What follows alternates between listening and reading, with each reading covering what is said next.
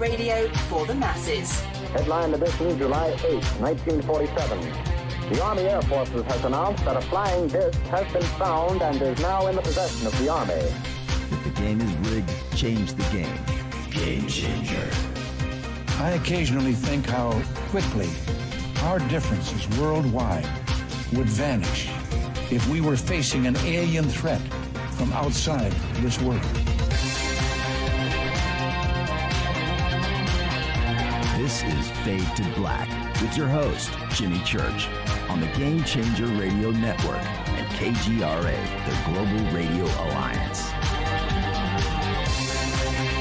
I need your help to get to the year 1985. You are listening to Fade to Black with Jimmy Church on the Game Changer Network.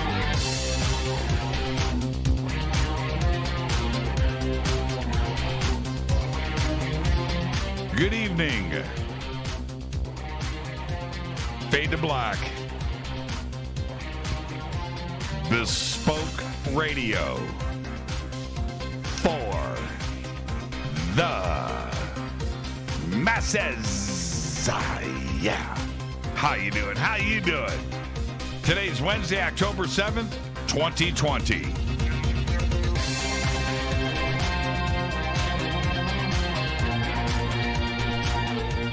$281 days into the new year, only 85 days left. We are live from a bunker somewhere in the middle of beautiful downtown Burbank, California, and I would like to welcome everybody listening all around the world, all across the United States. Hither and thither, to and fro, back and forth, up and down, east and west, north and south, far and near. This is Fade to Black for KJCR, the Game Changer Network, and KGRA, the planet. I am your host, Jimmy Church. What is cracking, everybody? How you doing? How you doing? All right. Let's set the stage. I can see everybody is already getting into it, looking at the gifts. The gifts of Edward. The one that Cassandra just posted, I believe that is from a Brazilian TV show. Yeah, that's dubbed. It was great, too. I mean, that back in the day, finding that video was a big deal. That's very cool that you posted that. I think it's for the song. Oh, man, what song is it? It might be Jump. It might be Jump. You guys are posting some really cool stuff. So jump over to Twitter. I'm going to talk about what's going to go on tonight, but you're going to want to jump over to Twitter to see what we've got lined up for you. Okay, so follow me on Twitter at JChurchRadio. Hashtag F2B is the sandbox. Tonight was supposed to be our Twitter AMA, and it still is. So post your questions over in Twitter at hashtag F2BQ. All right? I have that lined up in front of me. You got a question, it's AMA night, pop it up right there. Okay? But things changed yesterday because with the passing of Eddie Van Halen yesterday, tonight we're just going to mix it up. We're going to do a little AMA with some EVH. Right? As it should be. Okay. All right. I might even take some phone calls a little bit later, too, as well. I'm going to mix it up. And any phone call tonight has to do with Eddie Van Halen. That's it. This is a tribute show to Edward. A couple of things of note really quick. I squeezed into my Frankenstein Eddie Van Halen shirt. I've got that on. Oh, check this out. I got my Eddie Van Halen shoes on. Look, check it out. Does it get any better than that? That's right. I tried to go out in public like this once. Rita and I were heading out. She walks into the bedroom and I got the shirt on. I got the shoes. She's like, no. This don't work. No. But I can do it on this show. So there you go. Got the shirt. I've got the guitars displayed. I do have a couple of EVH guitars. Of course, I've got, and tonight, okay, let me back up. So I have the 1978 Eruption, and I've got that right there. And then, which is this guitar. Let me pull it down. This is Eddie's Night. So this guitar is obviously it's a reproduction. It's not the original, but this is the guitar that started it all, that changed it. This is the 1978 guitar. This one's got a new Floyd Rose on it. It does have a Frankenstein EVH pickup in it, but it's got the wide neck, and there, you know, this is it. This is it. This is a guitar that started it all. So I have this. It's really great sounding guitar. So I have this, and then I have something pretty rare, which is this guitar. Now, tonight, we're going to be posting about just over 100 images of Edward. And throughout these images, and some of them are cool, they're all cool, but some of them will show this guitar, but a different version of this guitar. As everybody knows, Eddie got involved with Kramer guitars very early on, and most of his famous guitars, the Frankenstein and all of those, were versions of guitars that Kramer built for him. They built 8 originally. I'm not going to get into the history of all of this, but Eddie, made his own and painted his own, and different Kramer necks wound up on different guitars. It was basically the Kramer Beretta body and so forth. And that's what this guitar is. But this guitar, limited edition, put out by Kramer. It's very rare. You can't find these anywhere. This is the Kramer Diver Down. So check it out. The Kramer Diver Down. This has got a Seymour Duncan in it. It's got the Diver Down Van Halen album cover. And it's got the Kramer hockey puck Eddie headstock. And it's got the Eddie neck. It's got the big frets. And this is a cool guitar. Very rare. And it's the Van Halen machine. So I've got that too as well. And when you go through these images tonight, you're going to see a lot of Kramer guitars. Think of that mainly. And of course, that one over there. And I've got the Bumblebee. I've got the original Eruption, and then the Frankenstein. That's what these 3 are here. So tonight, Eddie Van Halen, AMA. Post your questions over at hashtag F2BQ, Fade to Black questions, and I will answer them. And I'm sure things are starting to come in. And I will, Jimmy, can you tell the story of creature you stated down in your room that was 4 foot tall or something? Oh, yeah, I'll see if I can get to that tonight. Okay. All right. So there you go. It's going to be a great night. Now, look, 27 tweets are coming your way tonight. Each tweet has 4 images in it. I picked them out myself.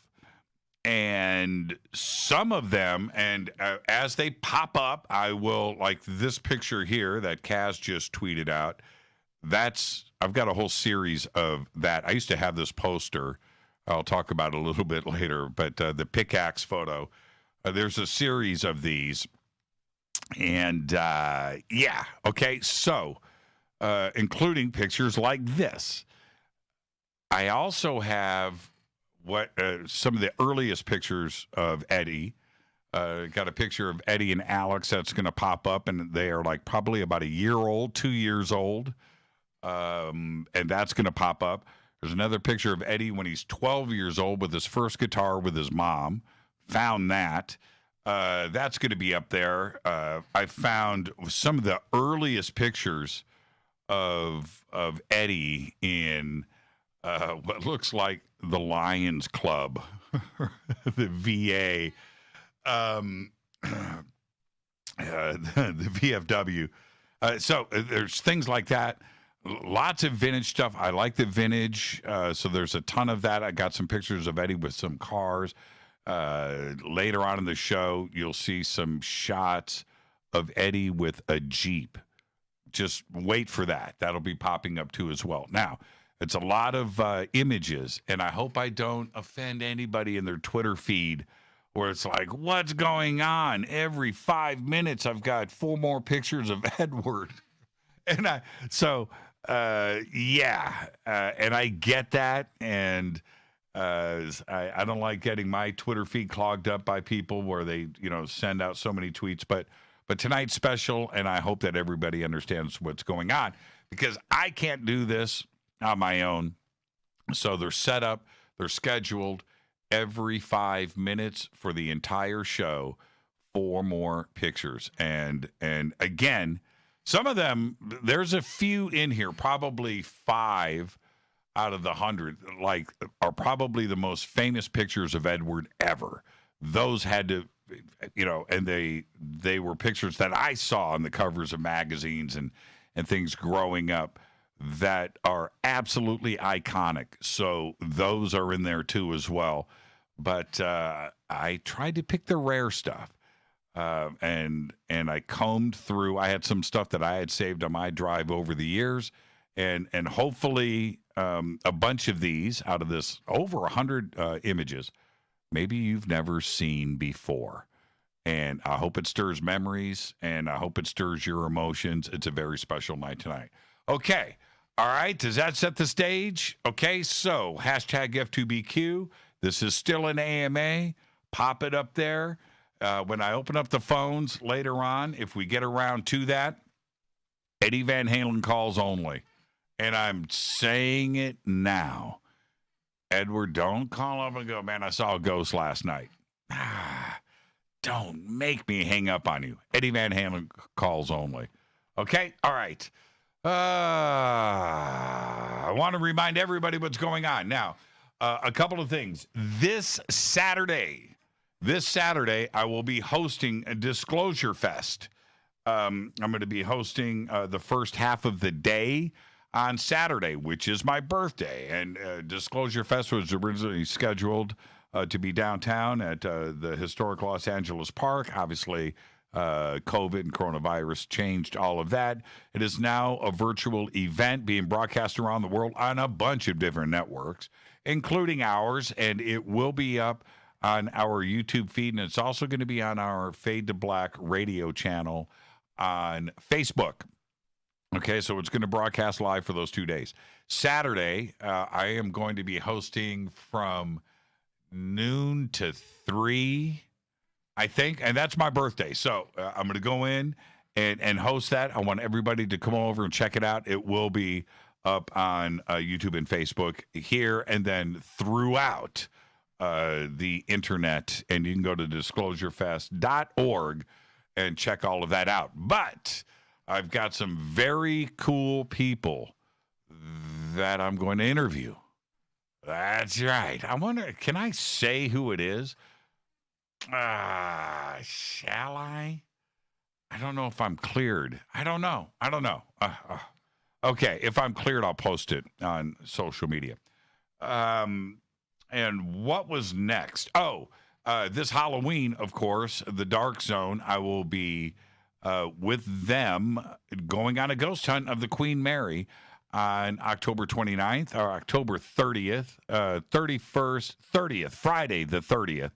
I will be down live on location at the Queen Mary. We have posted up links to go and get registered. If you use the promo code Jimmy, the links are over at jimmychurchradio.com. You can click on the banner there and then head over. Promo code Jimmy is going to get you a discount. Okay? You definitely want to hang out with me Friday night. Now, they've got amazing musicians and musical guests and celebrities and things All of the information is over at thedarkzone.tv and at the link that we have provided for you. So go and get registered. That is kicking off all of Halloween weekend down on the Queen Mary here in Los Angeles. Okay? All right. Now, also, a couple of things before we get started. The breaking news that is all over the place today, not going to do it tonight. Not going to do it. This show is for Edward. I'm going to do some other things that I normally do, but there you go. Okay, so that's the first thing. Second is that last night we were talking about crystal skulls with Ron Keel. Ron is amazing. And I got some great email today from some of you out there that went and got crystal skulls from Carolyn Ford. And now, when you send me an email about your crystal skull, remember to put the picture in the email because I want to see it. And you can go, because I got 3 emails today, 3 different people. I went and checked to make sure it wasn't the same person. 3 emails, no pictures. Yeah, that's right. So there you go. Visit EinsteinTheCrystalSkull.com. Okay, the links are over at JimmyChurchRadio.com. Follow me on Twitter at JChurchRadio. Easy. At JChurchRadio. JChurchRadio tonight is going to be action-packed. And I think, let's see, has the first set of images popped through yet? Not yet. Okay, those will be happening here shortly. I thought we were going to start at 7:15. Maybe at 7:30. Okay. Let's get the show cracking. Happy birthday to today, Yo-Yo Ma, the Eddie Van Halen of the cello, is 65. Radiohead frontman Tom York today, love Radiohead, is 52. Johnny Cougar Mellencamp today is 69. Let me say this. I saw...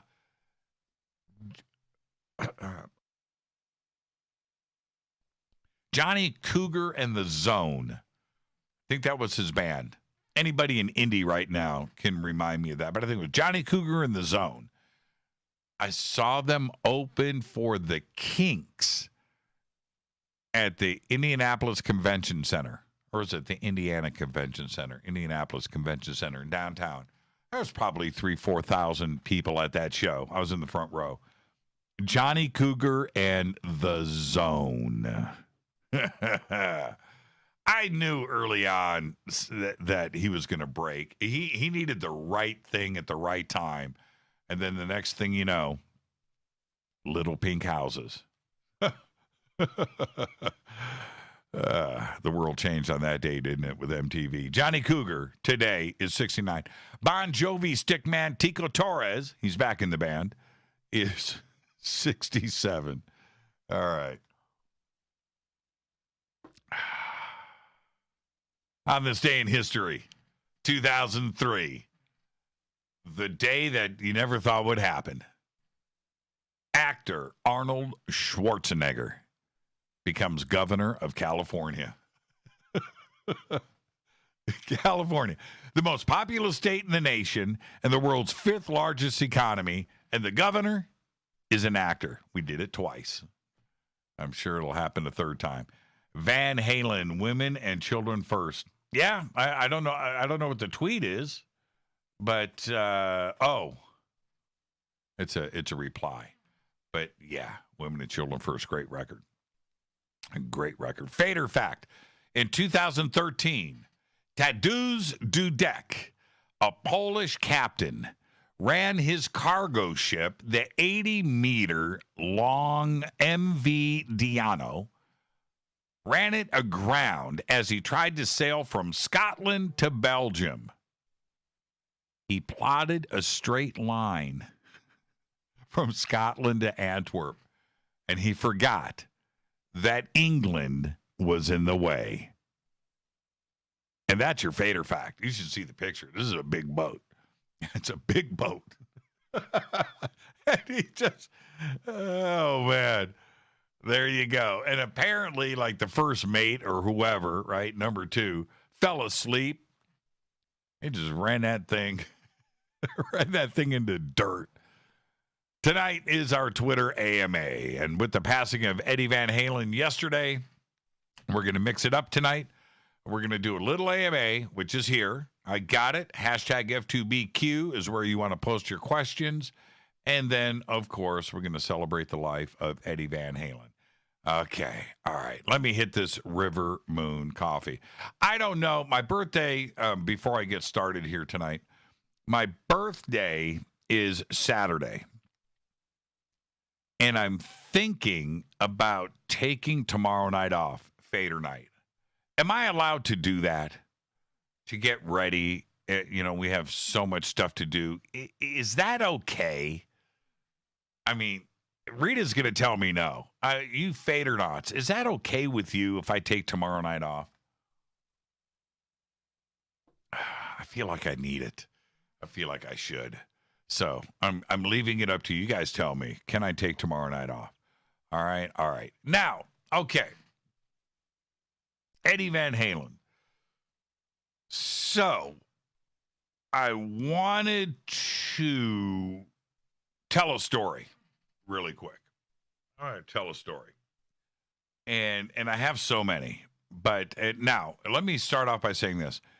Eddie and I were acquaintances. We were friends, but we were not close or anything like that. It wasn't like we had each other's phone number or anything. But he did call me once, and I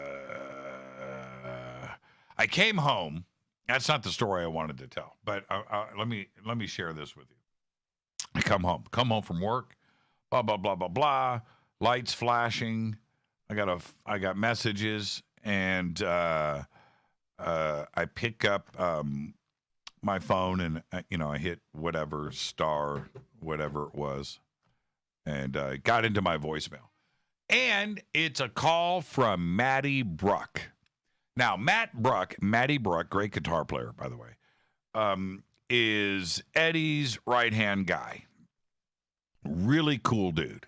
And we were pretty good friends for a while. And Matt he was much more than a guitar tech. He was just Eddie's friend, and got things done. Very together professional guy. Very cool. But a great guitar player, too. Matt Bruck. You can look him up online. You can check him out. Matty Bruck. So, Jimmy, it's Matty. And I'm listening. And I said, okay. And I'm listening. I'm here with Eddie.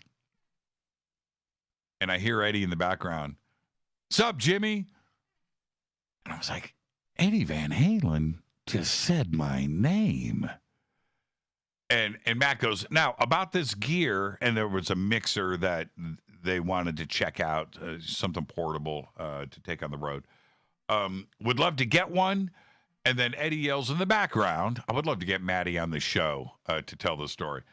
Eddie yells in the background, Jimmy, I love free gear, dude. And that was it, right? And Matty goes, give me a call back, and blah, blah, blah, blah, blah. And we ended up making that happen, and that's it. But I saved that message. It was probably 1996, I'm guessing. 96, 97, like right in there. I saved that message until I gave up that phone number. Probably 5-6 years. And I never recorded it. I never did anything with it. I played it back all the time. I played it back for friends. Check it out, right? Okay. But I never, and now it's gone, and wow. But it happened. It happened. The other thing that I wanted to relay was this. Last night, I told you briefly about this rehearsal studio that Van Halen was rehearsing in this little dive, little place, warming up for the Balance tour. And back to Matty Bruck. That's why I mentioned Matty. So Matty, last minute, so they move out. They were in this rehearsal room for like My memory says 3 months, 4 months. It was a good length of time. But they move out, and they move into an airplane hangar at Van Nuys Airport. And I knew that this had happened. But I was trying to picture in my mind airplane hangar now, obviously bigger stage, and things. So Maddie calls me up and he says, I need this, and this. Meet me at Van Nuys Airport. And I'll tell you what to do with security. So I gather the gear together, but this is what I just want you to just put in your mind's eye. So I drive over to Van Nuys Airport, and I go through security. I had like this crazy name, password, or whatever, and there's real security guys. And I go through, and I'm driving around like on the runway and going up, and I could see a collection of vehicles up ahead, and I know I'm getting close, and more security. They stop me. I pull through, wind around, and boom, there's the airplane hangar, giant, with the doors open. But in front of it are semi-trucks. Pop, pop, pop, pop, pop, pop, pop. But the door's wide open. You can drive a plane in. It's wide open. I can't see anything. But I pull up in I had a pickup truck. I pull up, and I'm next to like a Porsche, and I think there's a Ferrari, and there's some nice cars there, and other things. I think a tour bus or two was out there, and these semi-trucks. And I get out of my car. Maddie walks up. Jimmy, I said, hey, man, what's going on? Man, come on in. So anyway, I walk through. Just picture this. It's a black, and I walk through, and then boom, there it is. They've got the full stage, lights, rig, full PA. Everything is up, running, boom. And on stage is Michael Anthony. There's Eddie. There's Alex playing drums. Lights on, and they're jamming. And I'm just with Maddie. Now there's crew, there's things and lights and people and things off to the side, but the center part is open concrete, nobody there, and it's just Maddie and I walking up, and we go right up to the stage, and I'm like, wow, holy crap, man. And and I spent the whole day and most of the evening there that first day. And there were a lot of things that happened, and it was really, really cool. But I got the full tour. I went, I'm looking at the clock. I got to take a break. I went down. They take me, the band takes a break, and Maddie takes me up on stage, and we're walking around looking at things. We go down underneath the stage, and which is stage left, Eddie's side of the stage, house right, down, and there's the amps, but it's the keyboard room. And I believe it was the keyboard player from Night Ranger, Fitz. He's playing the keyboards down there for the part. And so that was down there, and I got to go through that. And now I know whatever amps are on the stage and all of this, but down there, all Eddie's guitars and things, there was like, my memory was like 4 or 5 or 6 Marshalls over here, like vintage. I was like, that's the sound. I don't know what's on stage, but that's for show, because that's Eddie's sound right there. So there you go. All right, I'm going to take a quick break, and when we come back, we'll get into this Twitter AMA, and we'll start getting through these images that we're going to be posting all night. Tonight, we are celebrating the life of Edward Van Halen. Post all of your questions over at hashtag F2BQ. Doesn't have to be about Edward, but it'd be cool if it was. All right, maybe a little bit later we'll take some phone calls. And like I said, we're going to post over 100 images tonight.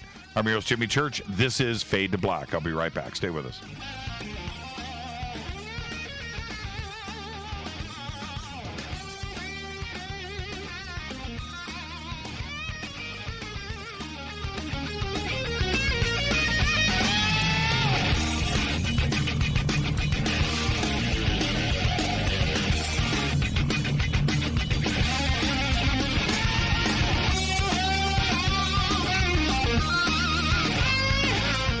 This is Nicole Church, daughter of you-know-who, and you're listening to Fade to Black on JimmyChurchRadio.com and the Game Changer Network. You're listening to Jimmy Church, Fade to Black. Fade to Black will now pause for alien identification. The station that talks the net. KGRA Radio. Introducing the Game Changer blend from River Moon Coffee that delivers a customized blend made specifically for the Fadernauts. If the game is rigged, change the game. It's a bolder cup with some bite. Game Changer is the coffee of choice for those that prefer an organic dark roast that is slightly lighter and milder, but it's still dark. With wild notes of pecans and chocolate with a rich, balanced, full-bodied cup that is roasted to perfection for a great coffee to start your day, as an after-dinner coffee or anywhere in between. Artisan, small batch roasted to perfection. USDA certified organic, all River Moon coffee is freshly roasted and packaged in the USA. Just go to rivermooncoffee.com or click on the banners over on our site and use the promo code F2BBLEND for 15% off of your order today. rivermooncoffee.com. Go Beckley Teppy. This is the only way forward. This is Fade to Black. Make contact. KGRARadio.com.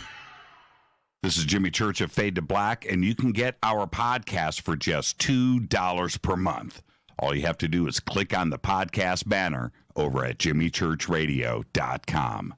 This Halloween, the Dark Zone invites you to spend 4 haunted nights with the Queen, October 29th through November 1st. Virtually board the most famous ghost ship in the world.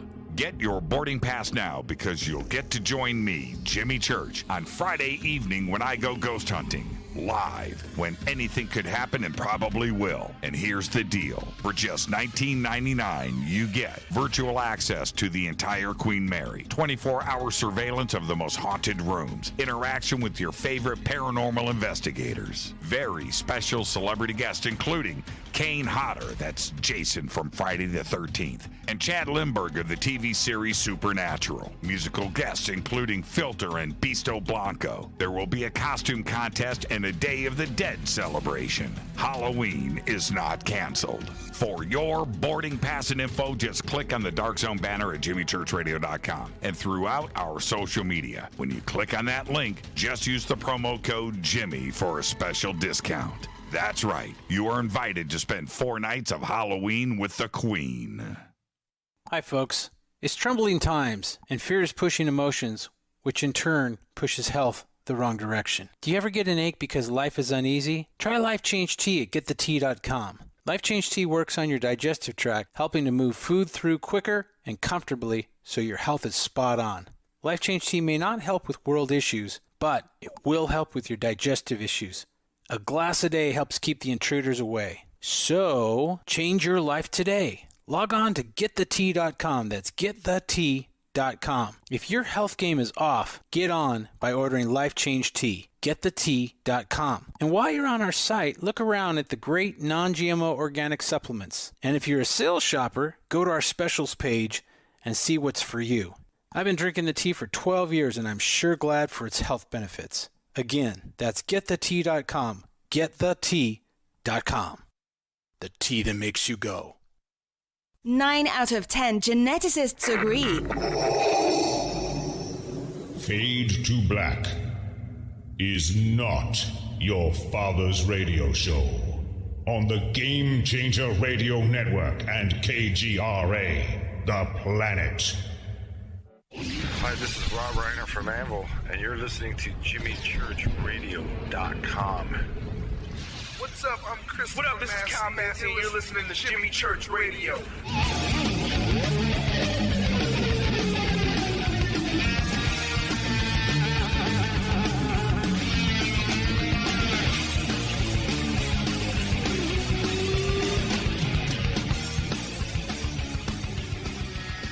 All right, welcome back. Fade to Black. I'm your host, Jimmy Church. Tonight is our Twitter AMA. Yesterday, Eddie Van Halen left this earth. kind of interrupted the flow of things on this program, and of course, all of the fans of Van Halen and music and musicians all around the world. Crazy news. Didn't expect it. So tonight we're going to celebrate the life of Eddie Van Halen too as well. I've got my Frankenstein shirt on. I've got my Frankenstein shoes. I have my Frankenstein guitar. I have the Eruption guitar. I have the Bumblebee. Of course, I have my other guitars here too as well. So all of that. Now, tonight in Twitter, we are posting over 100 photographs that I personally picked out and wanted to share with everybody today. Most of them are rare. Most of them are rare shots. And I can't possibly comment on every single image that is going to post, but I will get to that. In addition to all of that, we are doing a Twitter AMA too as well. And I'm going to get to your questions here in just a second. We'll start on that. And maybe later, I can take some phone calls because we are celebrating the life of Edward Van Halen tonight. And any phone calls tonight, please. I would just like them to be about Edward. Okay. Let's, before I get to the questions, we've got two sets of photographs that have popped up. And just to kick things off, the first set of images they are what they are, by the way. This first one, and Eddie started to wear painter's pants with the suspenders and the whole shot. This is one of those shots from that era with one of the original Frankenstein guitars, and you can tell by the headstock on this, it doesn't have a Kramer headstock, so this is early on. But this was a picture that was in all of the magazines back in the day, and it's just something that reminds me of my childhood because it was all over the place, and I kind of wanted to start off with that. The next image, and all of these are high res. For some reason, this one, I didn't realize I posted the low res version of it. It is from a Kramer ad, and I've got a bunch of the Kramer ads coming up tonight. That's from the Kramer ad. Very famous in every magazine for Kramer guitars with the Winston cigarette right there and that striped shirt, and it's just a great photograph. It's too bad that this is a small image. Moving on. Now, this next picture, picture number 3 here, this is all from page 1. This is an early shot of one of the original Frankenstein guitars, and you can tell for a couple of reasons. One, Eddie's wearing the black vest, and he's wearing the orange and black striped pants. This is a very early photograph of one of the first versions of the guitar. And also, I want you to take a quick look. This is a technical thing. This is a 21 fret neck. Okay? That's an early shot. He went to 22 frets pretty early on. So if you see a 21 fret guitar, this is one of the original bodies hand-painted by Eddie, and this is quite possibly the original Frankenstein. You can see the black paint on the side of the neck right there, right? Messed up with the paint can. I guess he was painting with the neck on the guitar. and it's 21 frets. But that is an early picture there, Eddie in his early 20s. And now this next image, again, I want everybody to make notes of this. If you look at the top, it says Kramer. It's a Kramer neck. This is when Eddie was wearing the white tank top on that tour. So, but anyway, you can look and see here, this is a 22 fret neck. Okay, so the change is made. That is a Kramer Beretta, just like the diver down guitar that I showed you there. Okay, so that's just kicking off the first set of images. The second set of images, which I'm getting to here, this is Eddie, same tour, 21 fret neck. He's got the painter's pants on. And it's got the original headstock, and that, again, is a very early picture, probably Women and Children First from that tour.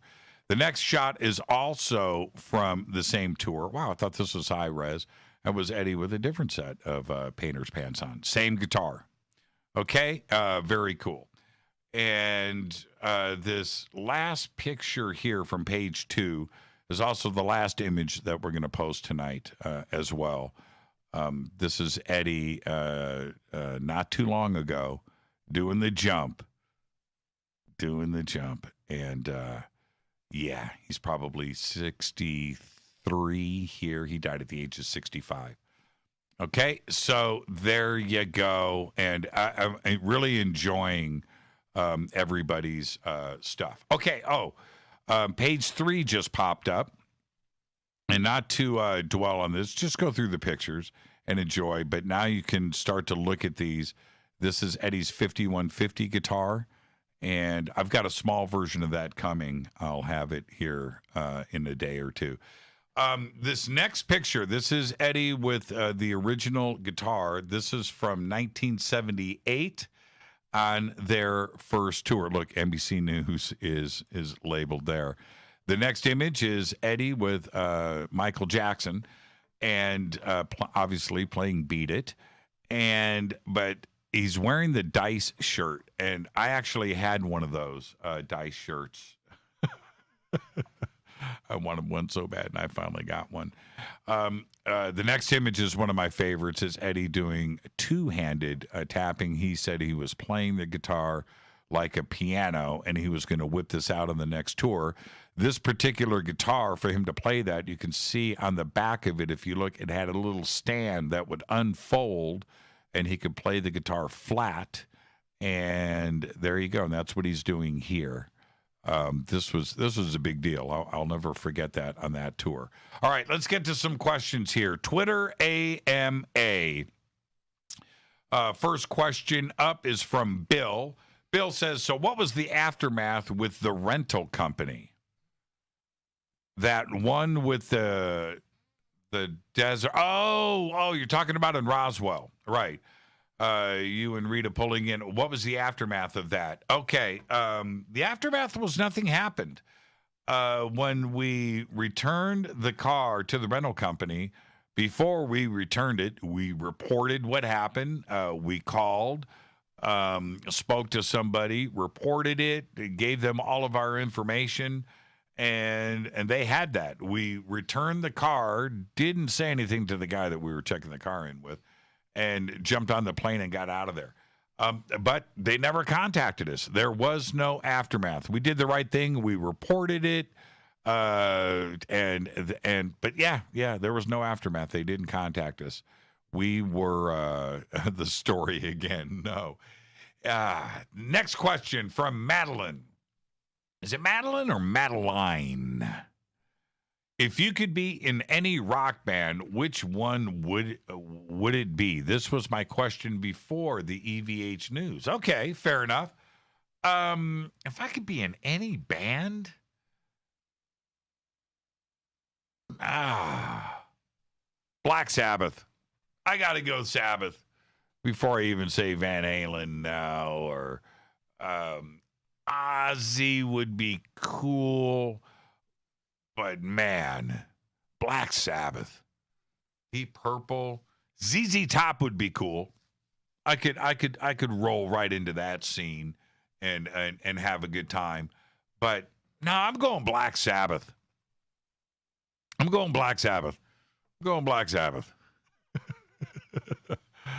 Let's see. Next, from UFO Tweets. Jimmy, have you heard the conspiracy that the Scorpion song, Wind of Change, was written by the CIA to influence the fall of the Berlin Wall? Yes. Now, I have heard that. And I think the original rumors about this happened about that time. There was a lot of conversation in the streets about this. And I kind of believe it. Read the words. read the words. And I've seen the videos, with that and the Berlin Wall falling, and you're listening to the song when you're watching these clips of what was going on back then, and it just seems right. Now, and I don't think there's anything wrong with it. To be honest with you, it's like Radio Free Europe, Radio America, and so look, it's a great song with a great message, and it happened to be at the same time. Could it have been? Yeah, there's a strong chance of that. So yeah, I've heard it, and I kind of okay. I'm going 4 pipes.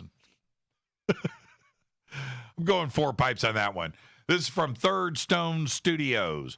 What is the first record you ever bought yourself? I remember. I can tell you exactly what it was. It can either be an LP or a 45, as long as it's the first one you ever bought. Okay, there's actually 2 answers to this question. Okay, so let's go with 45.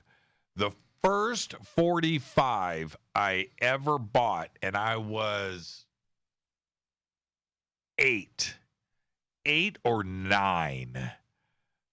I bought In the Ghetto by Elvis Presley, and I bought the 45. And I can't remember the department store that we were at. It might have even been a Kmart or something like that. And I was with my mom and my brothers and sisters, and we were there, and I was looking through I had never bought a record before, but there it was. And I love that song. I was a kid, and I had the money to buy it. It was like 25 cents, 50 cents, something like that. And so the first record I ever bought was a 45 of In the Ghetto by Elvis Presley. Second answer to the question, the first LP I ever bought. Are you ready? I bought 3 on the same day. And it was my birthday, and I had birthday money. And I was 14. 1977. I bought Elvis, Aloha from Hawaii. I'm not making this up. Double album. I bought Frampton Comes Alive. Double album. And I bought Kiss Alive 2. Double album. 3 live albums, 3 double albums purchased at the same time on my birthday. And those were the first albums I ever bought. There you go. That's a great question right there. Okay. Next question is from Elf. How did Eddie cook his kebabs? That's a great question. He cooked them well. There you go, Elf. Great question. Does this count? Asking for a friend. Next question from David X. Pendleton. What planet are you from, and was it your home? What is your home planet like? Oh man, that is just awesome. Right now I'm watching Stargate SGU, both seasons. I'm about halfway through the second season. Definitely the best Stargate that was ever done, all the spinoffs. This is just a notch, very cinematic, very well written, great story. But I had this weird thought the other day, kind of relates to David's question here. And I want to go on a starship. I want to go and sit down at a control panel with the buttons. I want to be able to look out the window and see the stars and just faster than light and navigating and talking and standing on the bridge with some navigators and engineers and the captain in the chair behind me and flying. But I can't. And when I watch SGU and other science fiction movies, and I watch them do something like this and faster than light, pull up to a planet, and go down and check it out, which goes back to David's question. I want to be able to do that. I want to.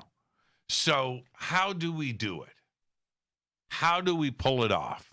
And so I had this thought about this.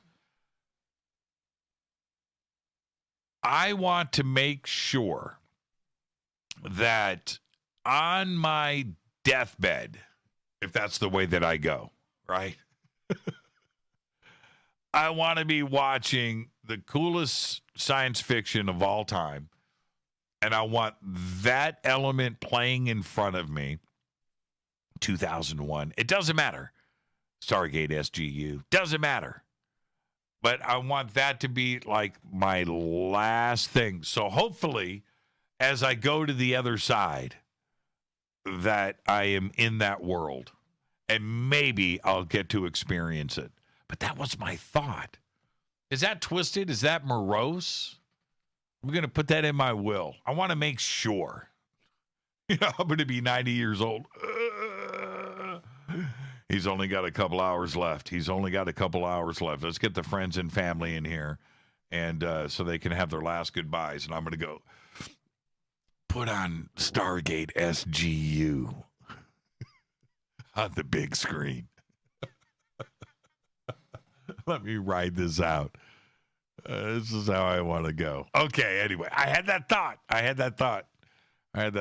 And if Rita's listening now, she is like, what is he talking about? There you go. Okay. All right. Let's see. How about you can have the night off tomorrow, and if you pick up your guitar and play your favorite Eddie riff. Yeah. I've already done that. But yes. Okay. Let's see. Are these questions or statements? This is Ricochet Records Worldwide. I was also at the Jimmy Kimmel Parking concert a few years ago, and I feel like I actually saw that live. I wanted to see. I think they taped it, and then they played it. I don't know. Did they play? Was it live? I know it was on Sunset Strip, or was it in the parking lot out back? David Lee Roth. A couple of mistakes that were made too as well. Didn't they play Hot for Teacher? I think they played Hot for Teacher. But, yeah, that was pretty cool. Wolfgang was smoking that night. Let's see. Back to questions. This is from Mark Toronto. Did every guitar player in the world die a little when they heard the news of Eddie Van Halen passing? No. I absolutely do not believe that. No. A little sad maybe, but Eddie gave so much to the world of music, guitar players too, of course, but gave so much to the world of music that very appreciative of the gift that he gave us. So no, I don't think anybody. No, I don't. Sad, yeah. Sudden, yes. Surprised, absolutely. But no, I think we all grew a little bit from it. Okay, next from Brother Bob. I remember where I was. I remember where I was, who I was with. It was a sunny day. I was out at a cabin, I believe, in June or July 1980 with my buddy. Put on Cradle Will Rock, and it was the first time I remember ever listening to Van Halen. When was your first, Jimmy? That's an easy question to answer. I was in Panama. I went over to my friend Roddy Underhill's house. Roddy lives in Florida. He may be listening now. This was 1978. Van Halen 1 just came out. So Roddy comes in. He had a rehearsal room in the back of his house that his parents built for him. It was very nice. And I'm sitting on the couch, and he comes in, and he takes the album out. I don't know who it is. I don't even know what he's doing. And he puts it down, drops the needle. I'm sitting on the couch. It's Van Halen 1. and I'm listening, and I don't know quite, because especially back then, I was in a Santana, Led Zeppelin, Black Sabbath, Ted Nugent, Jeff Beck world. All right, that was my world. And I'm listening, and I didn't quite understand what I was listening to because I obviously never heard anything like it. Then Eruption comes on, and I sit through that. Roddy knows my mind is being blown, by the way. He's not saying anything. And then you really got me, right? Okay. And I think at that point I was like, stop. Whoa, it's a band called Van Halen. Who? I get the album cover and I'm immediately looking at the guitar and my mind is blown. Let me finish. That was 1978. I listened to both sides of the record. What I do absolutely remember was riding home on my bike, my 10-speed, and I'm going up thinking about what the heck I just listened to. The world changed, and it changed for everybody. I wasn't the only one, but I just couldn't believe it. I could not believe it. And the record, because we were down in Panama, records were hard to get. I don't know how he got it, but he did. But I couldn't get my hands on the record, and I was trying to get a recording of it, anything, and we all were. And I remember that there was like, and I'm not making this up either, there was like 2 copies of that record for a couple of months in the entire Canal Zone. Finally, a shipment came in, and we were all able to buy one. But for a minute there, that was Crazy Town. It was mysterious. I would have to go over to Roddy's house to listen to it. All of us were over there, and Roddy, who's a great guitar player, he started to figure stuff out, and we were all changed that day. But that's when it happened for me. It was 1978 down in Panama. Let's take a break right here. This is Fade to Black. Tonight, Twitter AMA. Post all of your questions to hashtag F2BQ on Twitter. I'll get to those. We've got over 100 photographs of and images of Eddie Van Halen that are going to post throughout the show. They have been posting, and I'll get back to those too as well, and we'll talk about some of that. It's Fade to Black, Twitter AMA, EVH Tribute Night. Stay with me. I'll be right back.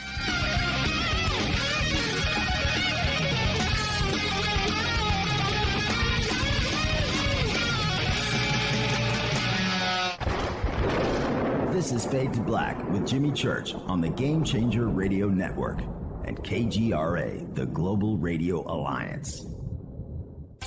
This is KGRA Digital Broadcasting Station, Salt Lake City, Utah, Van Buren, Arkansas.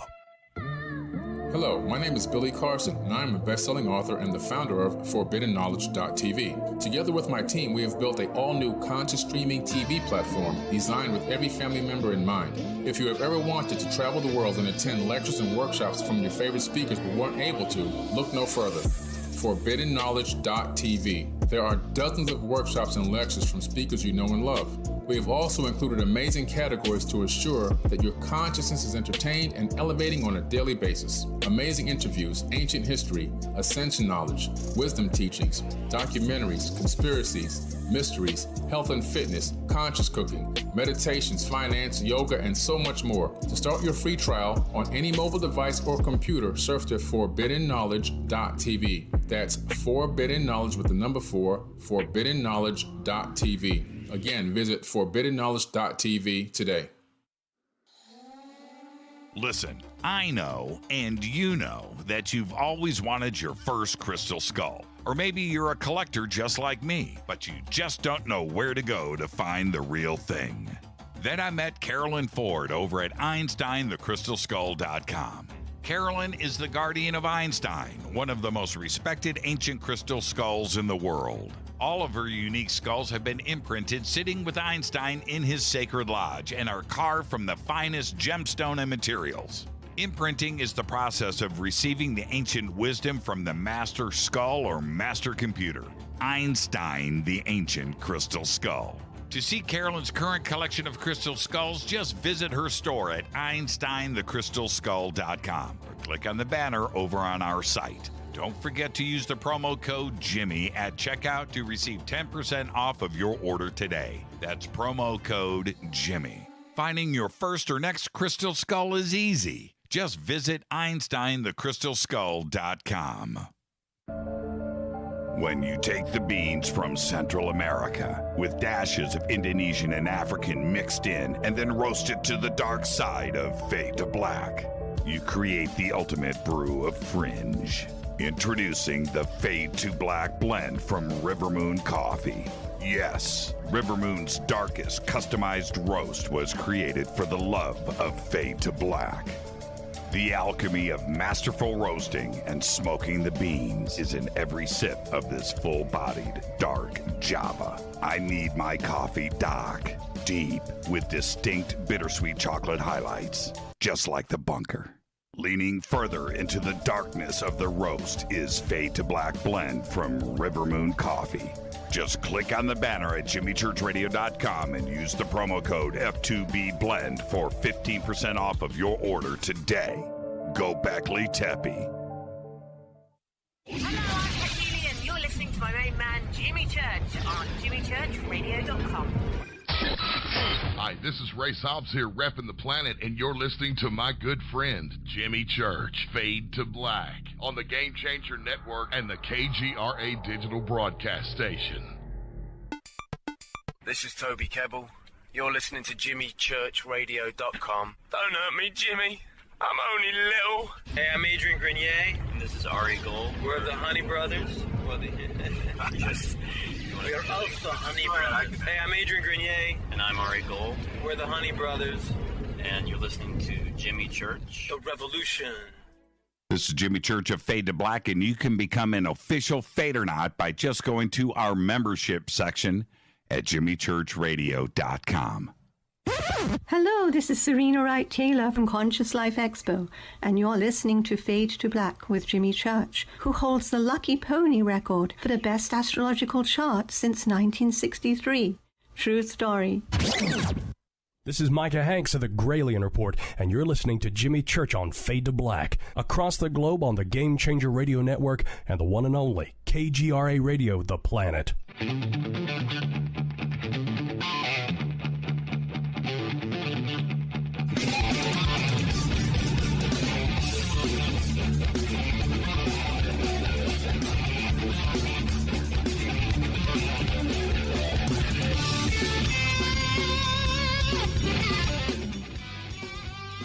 Welcome back. Fade to Black. I'm here with Jimmy Church tonight. Our Twitter, AMA. Post your questions over on Twitter, hashtag F2BQ.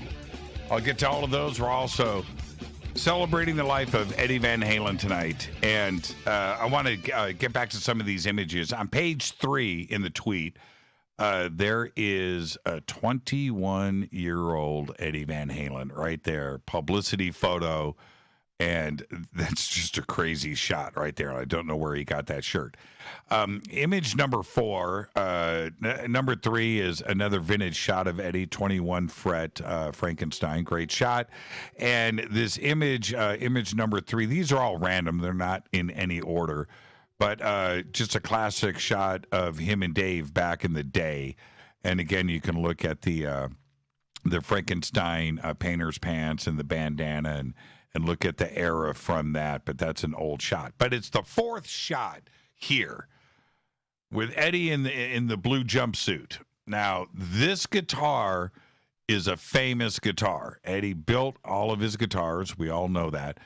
But this guitar is a famous guitar. This guitar has a Charvel body that Eddie painted, but look at the neck. The neck is a Dan Electro neck from a Dan Electro guitar that it was put on a few different guitars, but it ended up on this one most of the time. This is a very famous shot. Now he's got the Floyd Rose here, and you can see he's installed the Floyd Rose locking nut on this Dan Electro neck. You can get a reproduction of this guitar. They don't make it anymore. And I almost bought one last year, and it was exactly like this.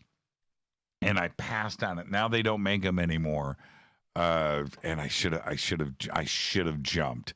But that is an old shot. And look at the Peterson strobe tuner in the background. Again, this is probably 1978, 79, 78, right in that era. But that is an old shot right there with a classic guitar. There was no page 4, so don't think I skipped. I just messed up on the numbers. But on page 5, let's jump forward here really quick. The first image, this is Eddie on the first tour. And there he is with the Eruption Strat, his first Strat that he had built, the famous one. But what's great about this shot is the Marshall cabinets in the background. These are the old beat-up Marshalls with the covering taken off. This is what Eddie used originally on the first record with that guitar. Michael Anthony, Eddie wore, okay, I want to say this. Eddie wore those pants and that shirt on the album cover, and I think he wore it for most of the tour. You would think he only had one set of clothes, but there he is.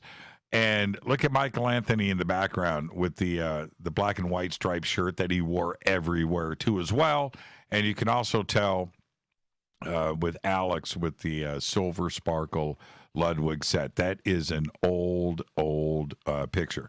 But going through these images here, the third image is one of the most iconic pictures of Eddie that has ever been taken. And this was right around the Jump tour. That's him doing the Jump, where he had the patches, the jeans with the patches on it, the leather patches. But this shot is one of the most famous shots of Eddie ever, and I wanted to. That was on the cover of every magazine and so forth. Jumping forward, before I get back to the questions, page 6, there it is.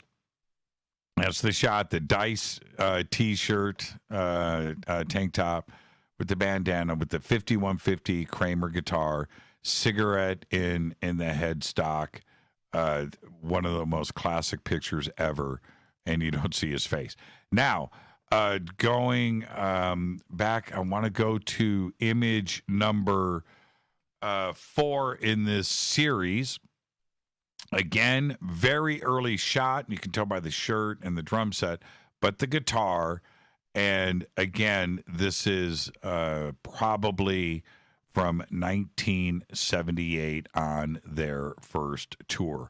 Man, these are busting through here pretty fast. Okay. The next set, page 7. This image here, image number 1, is one of the oldest pictures that I could find of Eddie. I was checking the dates on everything.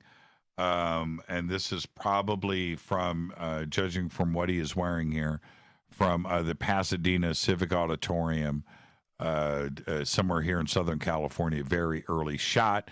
So is image number 2. He's got the black vest and a black headstock, no locking nut on this guitar. So this is probably the first version. You can see the black paint on the side. It's 21 frets. And that's a very, very early shot. This other shot, this close-up of Eddie with the whiskers, just really moved me, and I wanted to include that. The last shot here, again, is one of the most famous images of Eddie wearing that shirt and those pants with the you can date all of this by looking at this, but one of the most famous shots that changed rock and roll, 1978. From the first tour. Okay, now let's get back to the questions. We're up to page 8, and they'll be coming in every 5 minutes. Let's go back to the questions. This is our Twitter AMA night as well. Okay. Mark Tronic, could that be wear on the neck rather than paint? No. Eddie painted his guitars, I believe the first color to go down on the guitar was black. You would think it's red. Red is the last color that goes down. So it's striped, then painted black, remove the stripes, restripe, paint it white, restripe, peel the stripes off, and then painted red last, peel the stripes off, and then that's how you have the guitar. That's why the black is on the side of the guitar, because he was holding the guitar. He's got the neck bolted on, and he's holding the guitar with a can of spray paint, and he's doing this. Right? He's probably got this covered, and that was left open, and that got hit with black spray paint, and that's what is there. So, no, that's not dirt. That is black spray paint. Okay. Jimmy, are you building Elvis' stage in your backyard for performing at parties or a landing pad for UFOs? And Elvis is the first contact. Did you guys see my Stonehenge image today? I built a Stonehenge. I got that up there too. All right. I learned, this is from Eric. That was from Deb in Fred from Modesto.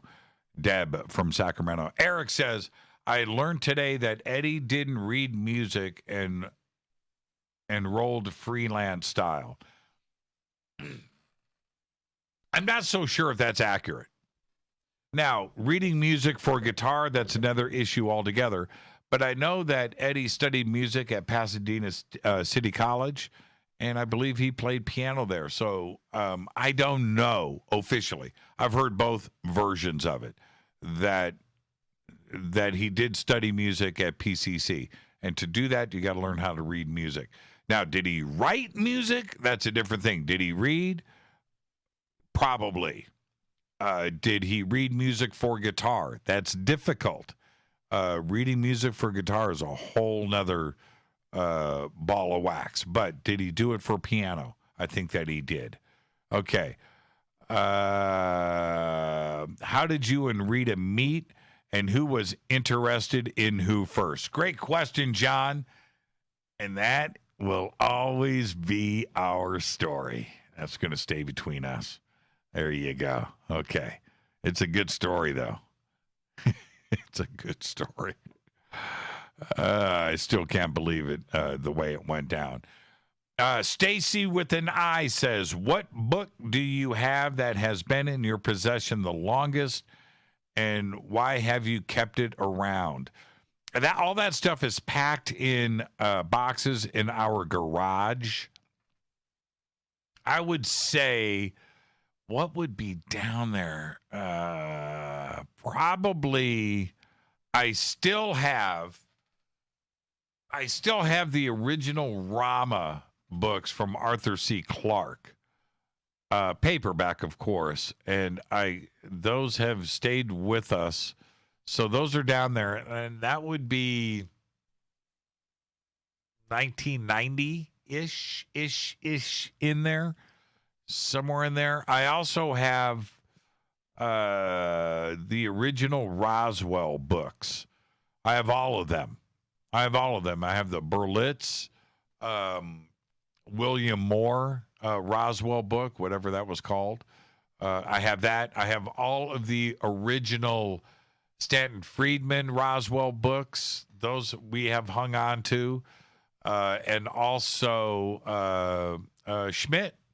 Got all his original, Don Schmidt. Those we managed to hang on to. And I've had all of those since they were published. So, yeah, I've got those. I can't think of anything older than that. I wouldn't have anything before 1990, 91. No. So, there you go. But those are still packed away in boxes. Okay. What if the Giants built the pyramids? By the way, here's your next chairs for the bunker. Those are cool. Stratocaster and Telecaster chairs. Those are cool. I like those. Send me the link for that, and let me see if I can get one for the bunker. What if the Giants built the pyramids? Yeah, I don't know. Is it possible? Maybe some Giants were involved. Yeah, it's possible. This is from Emmanuel. What is the biggest unanswered question for you when it comes to physics?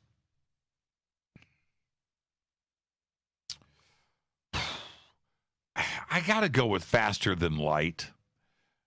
Faster than light. Einstein pretty much wrote that, once special and general relativity were finished. One is 1905, the other 1917. And those statements that's it. The speed of light is the fastest of anything. That's it. And it's constant. That's it. There's nothing faster. That's it. That's it. The speed of light, right? So all of that was established. I'm thinking that isn't the end of the story. And so if there's an unanswered question in physics, could something travel faster than the speed of light? Of course, most physicists are going to say, no, Einstein said that, and we're sticking to it. And it's the basis of so much math and equations and thoughts and theories that it's tough to mess with that. But I think FTL is possible. So there you go. The second question, I think, for me, that is strong when it comes to physics is there are some things that are accepted as fact. And one of them is like photons and certain particles last forever, right? That there is no, remember, the universe allegedly is 13.8 billion years old, and the light that we are seeing today, the Earth is 5 billion years old or whatever, but they've lasted that long, right? And there's electromagnetic energy, there's black and dark matter, things that are around today that we can measure and see. So obviously those particles can live and hang out for at least 13.8 billion years. How much longer? Right now, if the universe is 90 billion light years across, the visible universe, 90, not okay, but 90 billion light years. That's a lot of billions for light to be existing and photons and how long will particles last? Right? I mean, will one day the earth just dissolve, just crumble into nothing? Everything just stop being glued together, right? That's another question. What is that time? What is that time? What are we talking about here? I think that's another great question. Okay, next. This is from NM. Eddie did the Jams for MJ song Beat It for Free. And then it took him 15 minutes to come up with it. True or false? True. I believe that is true. Eddie rolled into the studio that,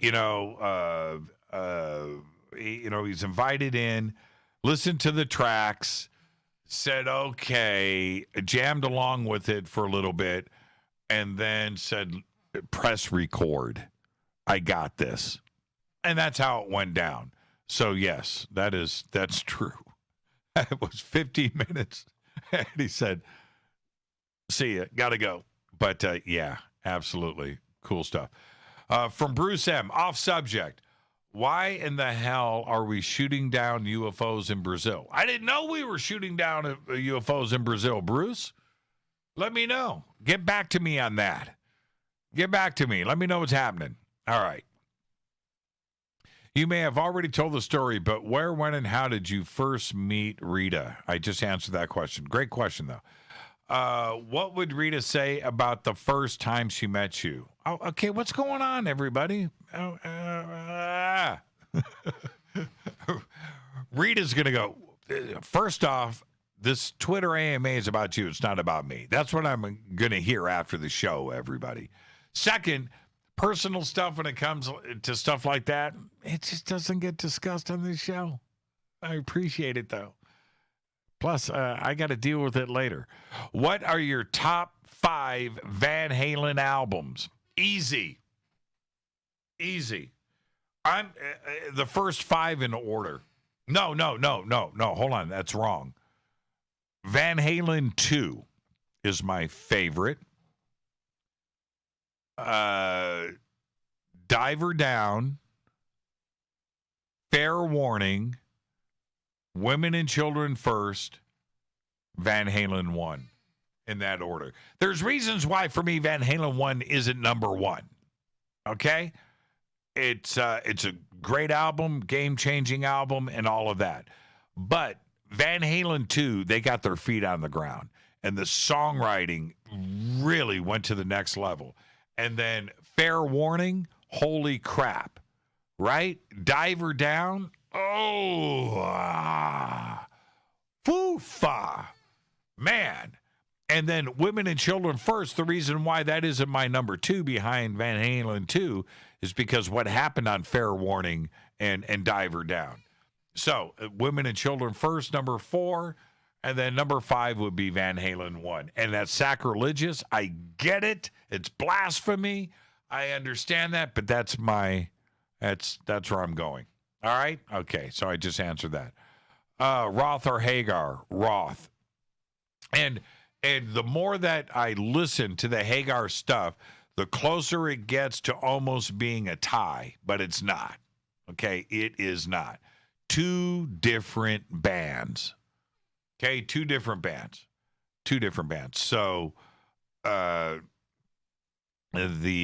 Van Hagar material, it's great stuff. It's great stuff. 5150 and OU 812, these are great records. Balance, those were some amazing records, but totally different. It's a totally different band. And when you go and you listen to Sammy Hagar sing "You Really Got Me," it ain't got the same. It's not the same. Jump, it's not the same. Panama, it's not the same. It's not. No. Beautiful Girls, you can't do that. Dead or Alive, sung by Sammy Hagar, it ain't happening. And it's the same way with Roth singing Van Hagar material. It just doesn't fly. 2 different bands, but no, Roth is the orig. Okay. Does Dr. Greer think UFOs that we're shooting down are peaceful? I didn't know we're shooting down UFOs, Bruce. I can't answer these questions. I don't think we're shooting down UFOs. And I need more info before I go. I don't even like to think those kind of thoughts. This is from David Eaton. David says, who is Van Halen's biggest rival and why? Well, I would say if they had a rival, that would have to go back to the Sunset Strip, and the rival would have been Quiet Riot. For a lot of different reasons, okay? You had 2 singers with big egos that were great, that were competing against each other. You had 2 different bands. You had Eddie Van Halen in one and Randy Rhoads in the other. You had different songs and different approaches. Quiet Riot was definitely glam, and Van Halen was just a California backyard party band that was taking their game to the stage. So 2 different approaches but very competitive. So if they had a rival, the rival was Quiet Riot. There's no question about it. Okay. Let's see. Was Gary Cherone a bad choice of a singer on Van Halen? Yes. Horrible choice. And I like Gary Cherone, but it just didn't fit. I saw them play with Gary. I want to say it was San Diego. Maybe it was Orange County. And I went in. I left the show, and I was a guest of the band, and we had backstage passes and everything. And I went in, and I watched about 30 minutes of the show. We may not have been there that long. and I didn't like what I was seeing. It didn't fly with me. And you know what? The crowd wasn't into it either. They were there to see Eddie, and it didn't fly. It didn't work. It didn't work. And I like Gary, and I like Extreme, but it was just a failed experiment. What was that album called? Van Halen 3, I think. Have you ever listened to it? Bruce coming back with, did Eddie build the guitar that David Lee Roth played when he sang Ice Cream Man? No, that was an acoustic guitar, I believe.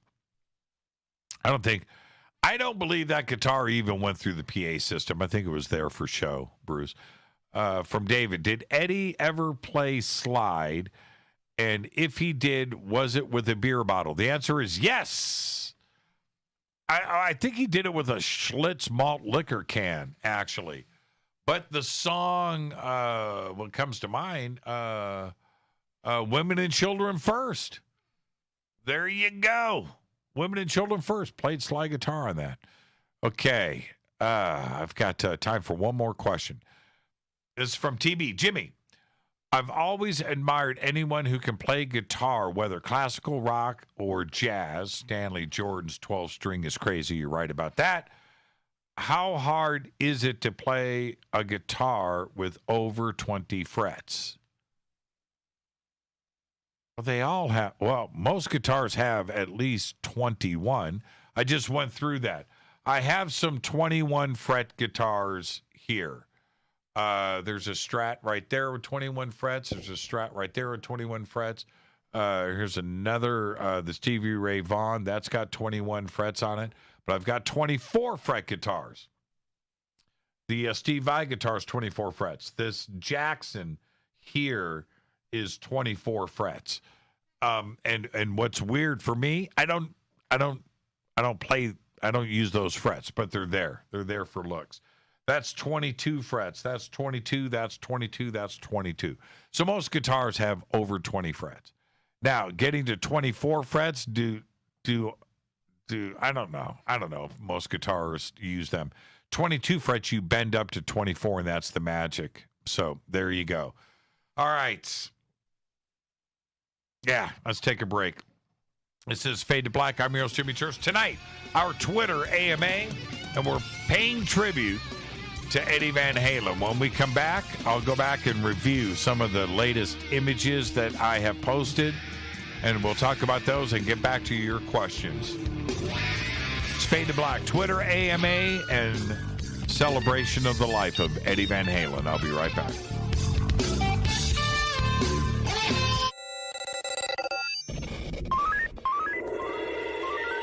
Way out here, we listen to Jimmy Church. You're listening to Fade to Black.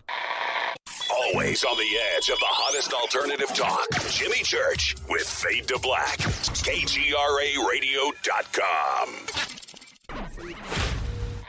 ¿Qué tal, mis amigos? Yo soy Mario Carson, el tiburón, y los invito para que escuchen a mi buen amigo Jimmy Church Radio. ¡Claro que sí!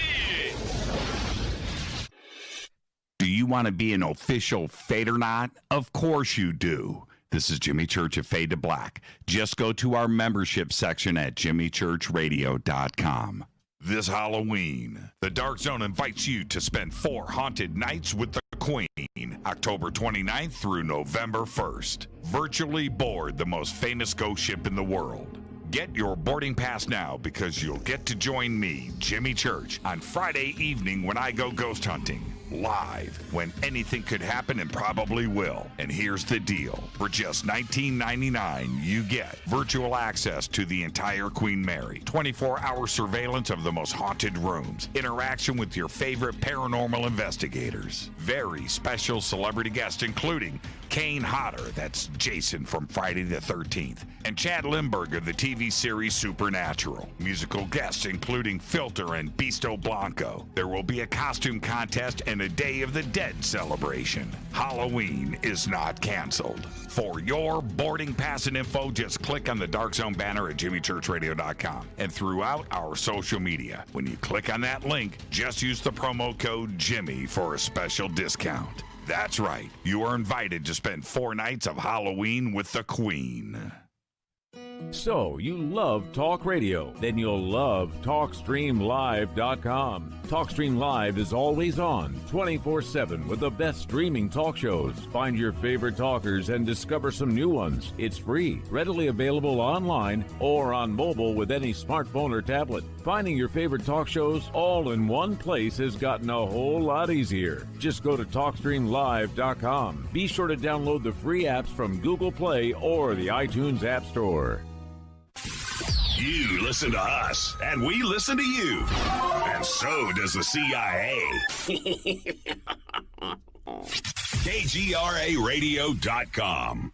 Telepath is a weekly digital newsletter filled with the latest paranormal news, trending topics, and fresh articles from some of the most popular critical thinkers in the community today. Stay informed on your favorite paranormal podcasts and live streaming talk shows. Interact with the Telepath and upload your paranormal story or pics. It could be featured in an upcoming edition. Sign up right now for the free Telepath newsletter at paranormal.radio. That's paranormal.radio.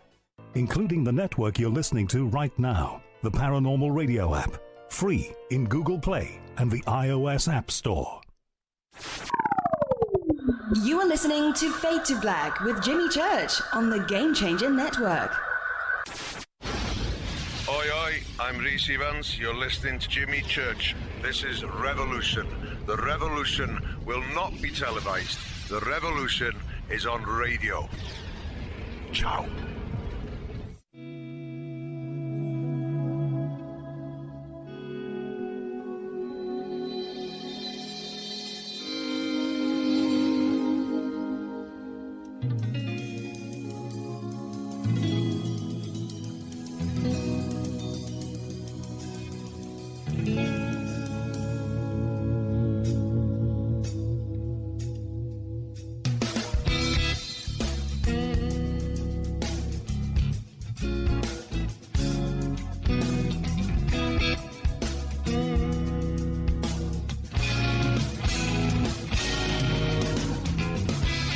Welcome back, Fade to Black. I am your host, Jimmy Church. Tonight's our Twitter AMA. You can post your questions up on Twitter, hashtag F2BQ, and I will get to your questions. We also, tonight, celebrating the life of Eddie Van Halen. He left this earth yesterday at the age of 65, throat cancer that spread through the rest of the organs in his body, including his brain, and it all happened very fast, and he passed away yesterday.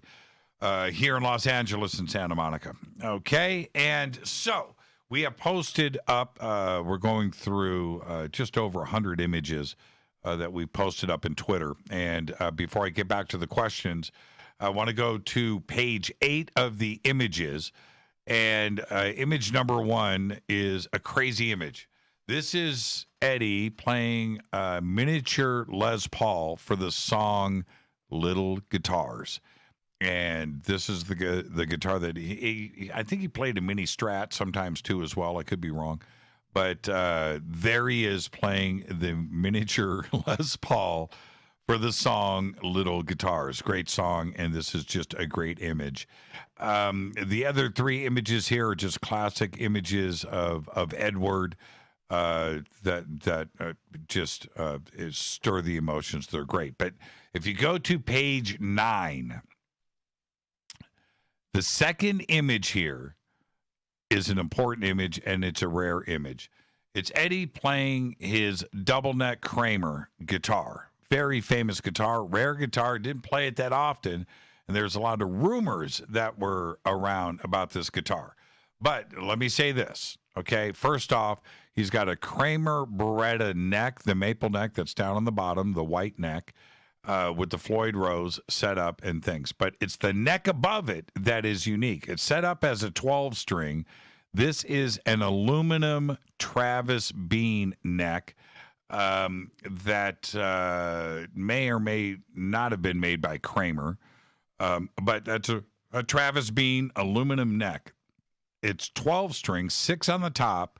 And then if you look at the bottom of the guitar, there's 6 more tuners down at the bottom for the second set of strings. Very, very cool guitar, rare guitar, and it's one of those one of those things that people talk about in the Eddie Van Halen circles, the very famous Kramer double neck guitar. What's really cool about the paint job is the VH that is right in the middle that you can see there. Also, a very fancy switching system and lots of knobs on this guitar that Eddie just didn't do. He only had usually one knob, no tone, no switches, nothing. One pickup, straight in, straight out, which is the way I like my guitars too as well. Like that guitar right there, the green one. Oh, you can't see it on the camera. One pickup, one knob, straight out, right? One pickup, one knob, straight out. One pickup, one knob, straight out. One pickup, one knob, straight out. One pickup, one knob, straight out. Not on those, though. Okay. So there you go. All right. Very, very cool images there. Jumping up to, though, I want you to go to page 10. These are 4 incredible shots. The first one is from the Eddie Kramer ad, and just a great shot that is a close-up. It's pretty cool. Image number 2 with the stripe painter's pants. But this right here, this shot, this image is one of the most iconic scene images of Eddie in all of his career. But this is the shot. I don't know who took it, but maybe it was Niels Lazor. Go to image number 3. I want to talk about this shot here. This is very interesting. This is Eddie, 1978, in a dressing room somewhere. Lord knows where. You can tell that's not Madison Square Garden. Okay? He's probably playing at a school. But he's got a Fender Twin, and in the case there, you see the famous Eruption guitar Strat. But it's the guitar that he is playing and tuning right here that the story is I'm about to tell you. This is the Ibanez Destroyer. Now, this is what I was told by Chris Holmes from Wasp. I've been told the story a few times, and he also told the story on my old radio show when I interviewed him. One day, I'll play the tapes of that. Anyway, that guitar was Chris Holmes. That was his guitar. That was his Ibanez. Eddie asked to borrow the guitar. They were friends. They were both from Pasadena. He gives Eddie his Ibanez Destroyer. Eddie turns around and cuts it up. He chops off the bottom. He adds all the stuff to it. The guitar was never given back to Chris. Chris never saw the guitar again. But that guitar was given to him, loaned to him by Chris Holmes of Wasp. And there's very little about the story and the history of the Ibanez Destroyer. Where did Eddie get it from? Did he buy it from a music store? He did not. I'm telling you right now, it was loaned to him by Chris Holmes of Wasp, and that's what Eddie did to that guitar. And there you go. That's the story behind the Ibanez Destroyer. Now, this 4th picture here, I included for a lot of reasons. This is obviously Van Halen first tour, but they're in Japan, and they're all wearing roller skates. And they're all wearing the same clothes that they brought over from the United States. There's Eddie in the same shirt.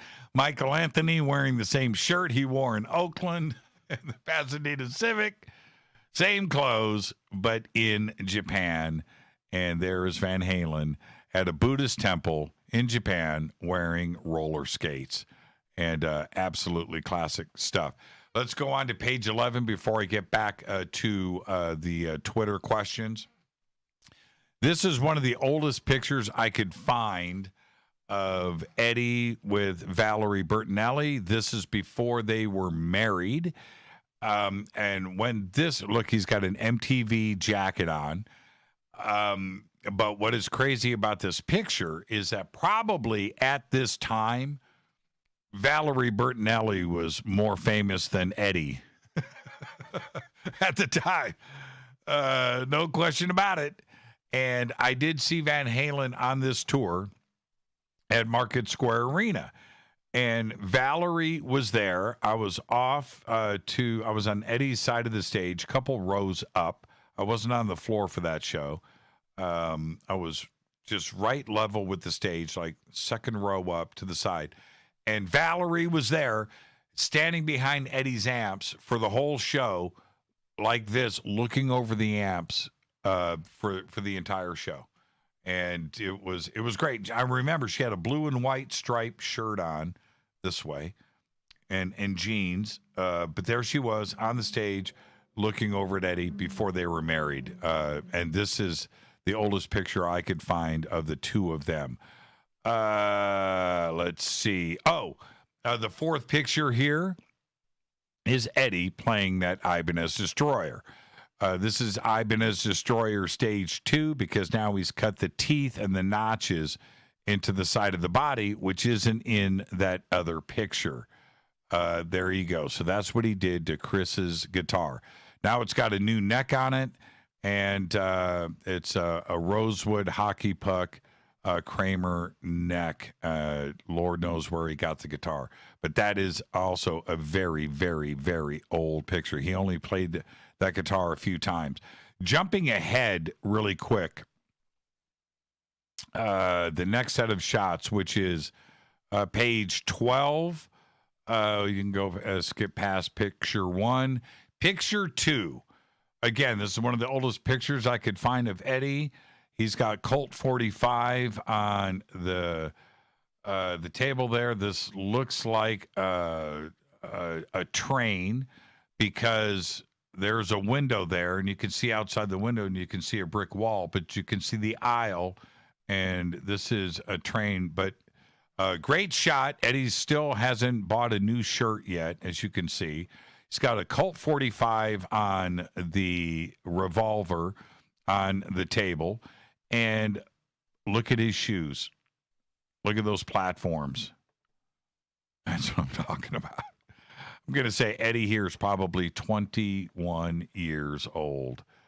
Classic shot. Now, these next two pictures I wanted to include because they're very, very old. This next one, Eddie's in a dressing room, and you can tell by the guitar, it's got the black headstock. No Floyd Rose. This is the original Frankenstein guitar, 12 frets, 21 frets. That is an old shot. The next one is Eddie, same guitar, and you can see the black on the side of the neck, tuning up, no Floyd Rose, very early shot, tuning up his guitar in the dressing room. Just classic, tuning his own guitars. Just an amazing shot, old, vintage stuff. And I just wanted to include these things in there. I'm looking at the clock. I got to get back to the Twitter AMA questions. Page 13 is incredible because there's Eddie in his dressing room. Now he's got a real guitar practice setup in the dressing room. There is the mini Les Paul and two versions of the Frankenstein there with the Kramer necks on it, 22 fret. There you go. Okay, that's Jump. He's got the Jump tiger stripe jacket and those jeans. So there you go. That's okay. All right, let's get back to Twitter before I let this stuff get too far out of control. Let's see. Where am I at? Okay, this is from TV. Jimmy, I've always admired anyone. Oh, no, I already got to that. This is from Triscale. Hey, Church, I know it's impossible to think about, but if you had to downsize to only 3 of your favorite guitars, what would you choose and why? Well, okay, the Flame stays. The Flame stays. The Flame is over there. I don't know. I would have to have a Strat, just a classic Strat like that one there with 3 pickups. That one's got the Yngwie pickups in it. But yeah, I would go with that. And then I would probably need a 2 pickup guitar. Which one? What would be number 3, just to play it safe? You know what? Probably something like the Ibanez Gem. That Jackson over there is pretty cool. But this Jackson here, those are 3 humbuckers in a single coil setup. But that would be cool. So it would be Flame, that, Strat, or maybe the Van Halens and go with that. But yeah, that's a tough call, man. Paring things down like that. Hey, Jimmy.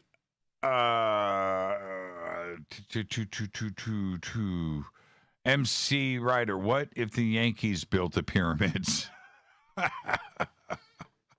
I know, right?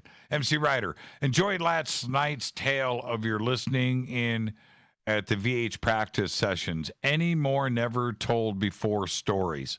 Yeah, I mean, there's so many days that were spent there. I could spend hours and hours and hours if I just recounted every minute. What?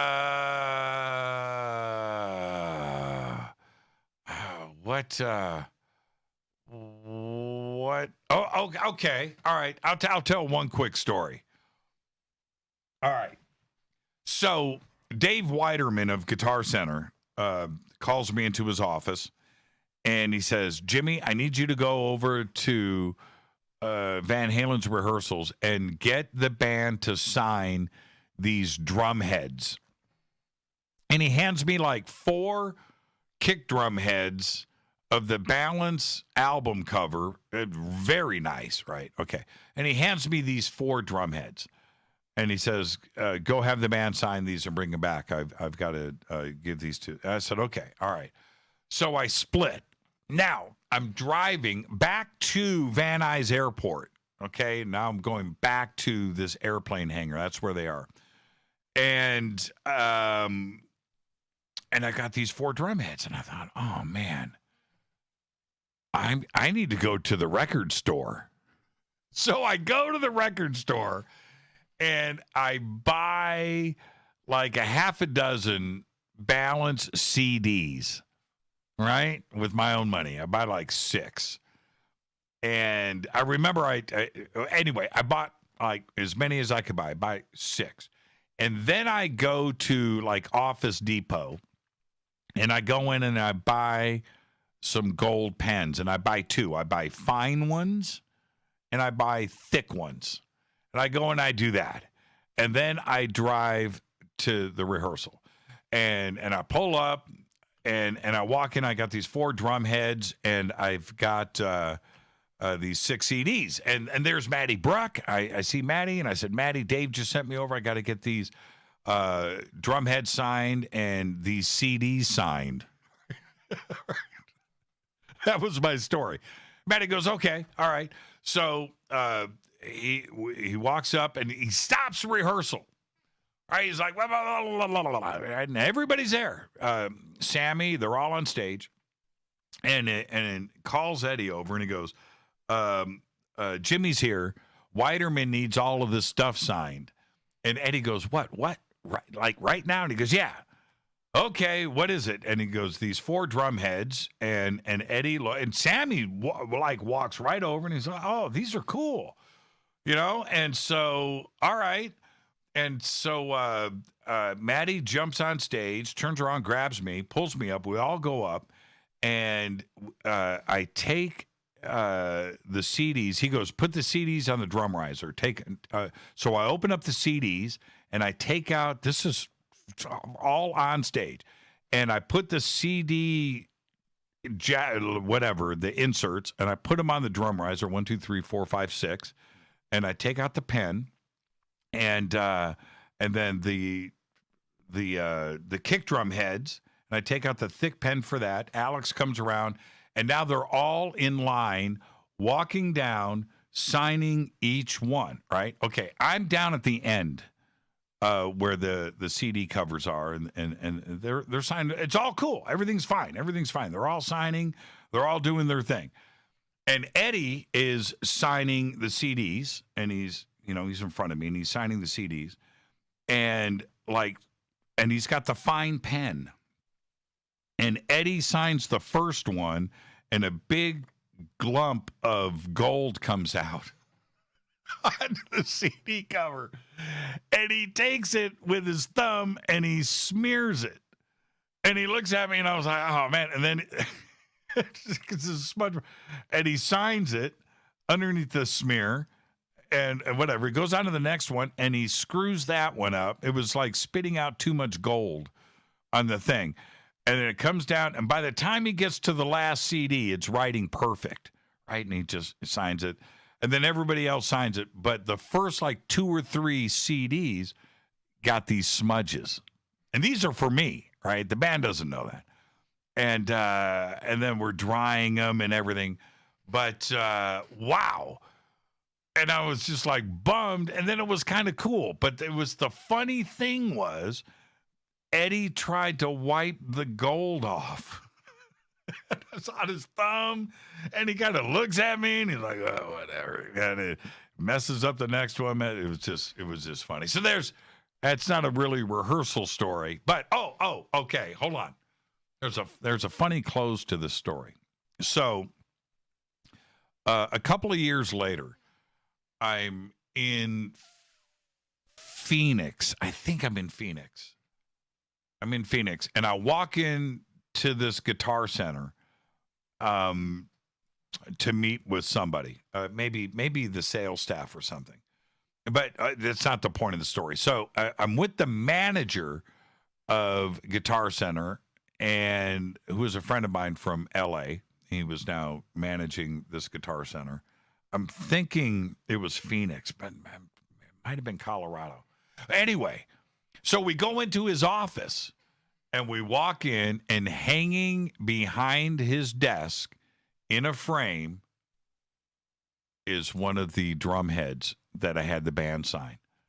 And I'm like, oh, man, how cool is that? And I said, man, I'm the one that got those signed. Yeah. All right. So there you go. All right. There's another Van Halen practice story. Hey, Jimmy, do you know how the Starfleet project came about with Brian May and Eddie? No, I don't. I did buy the album, though. I got some pictures of Eddie with Brian May coming up, and they may have already been posted. But yeah, that was a pretty cool record. How many times have you seen Van Halen live in concert? What was your first backstage rock show? Oh, how many times have I seen Van Halen? I don't know. I think I saw them 3 tours in a row in Indianapolis, which would have been 80, 81, 82, 83, 84. And then out here in Los Angeles, geez, I saw every album, every tour. I don't know. I've never counted. I don't know how many times I've seen Van Halen. Let's see. What was your first backstage rock show? Ooh. Backstage rock show. I don't know. That's a blur. I don't know. I have no idea. No, I can't answer that, Brad. Brad, I'll see you on Saturday, so I'll think about it and answer on Saturday. On past Halloweens, have you ever dressed up like Elvis or Eddie? I've done Elvis. Yeah, there's pictures of that. I've done Elvis. Never did Eddie. I never had to do Eddie. I already looked like Eddie, so I did that every single day. Let's see. Eric, for Unlawful Carnal Knowledge Tour, Wikipedia, I attended this Van Halen show at the Cow Palace in San Francisco, 1991. What year was your first live concert with Van Halen? That would have been, like I just said, 1981. I'm trying to think. Van Halen 2 at Market Square Arena, and I'm trying to think who opened. Those 3 years with Van Halen at Market Square Arena, anybody that was at those concerts will tell you, Van Halen had these crazy bands opening. I remember bands I'd never heard of. One year they had a band called The Cats. I can't tell you a thing about the band. Not then and not now. I have no idea. Then the next year or the year before that, they had another band called, it was like the Brats or something. I was like, what's going on? I remember that 2 years in a row. 2 bands I had never heard of. And then for Fair Warning, I'm trying to think who opened up for them at Market Square Arena. I know that I'll say this. I remember the first 2 concerts, and man, it might have been 3 at Market Square Arena. They opened with On Fire. I just remember crying. It was just incredible. And that first year with the Cats, somebody needs to help me out on this. That was there at Market Square Arena. The Cats or something like that. What song? I think it was On Fire. So there you go. I saw Gary Sharon with them in Sydney. They came to Australia and only did 1 show. The Fools opened. Yes. Jimmy Kane comes in from Indianapolis. Thank you for that, Jimmy. The Fools. I never heard of the Fools. Exactly. Thank you for that, Jimmy. What year was that? Was that 1980, 81? Was the Cats the second show? You remember that? Were you at the show with the Cats? And both of those shows, not the one with Valerie Bertinelli, both of those shows, I was on the floor right there. Just insanity. The Fools opened. I can't believe you remember that, Jimmy. Thank you for that. All right, let's go back to the questions. Oh, I'm a little late. Okay, let me see. I read Eddie Van Halen held a few patents regarding guitars. Really? What are they and how do they work? I don't know. I did not know that Eddie held a patent for a guitar. Yeah, let me know. Let me know what you find out on that. I've got to take a break, and when I come back, we'll do the same thing. Tonight, we are celebrating the life of Eddie Van Halen, and, of course, our Twitter AMA. I'll get back to some of the photographs that I posted, and we'll continue the show right after this. Rest in peace, Edward Van Halen. I'm your host, Jimmy Church. This is Fade to Black. Stay with me.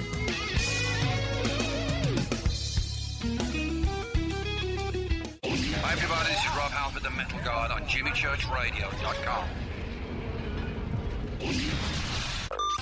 This is KGRA Digital Broadcasting Station. Salt Lake City, Utah. Van Buren, Arkansas.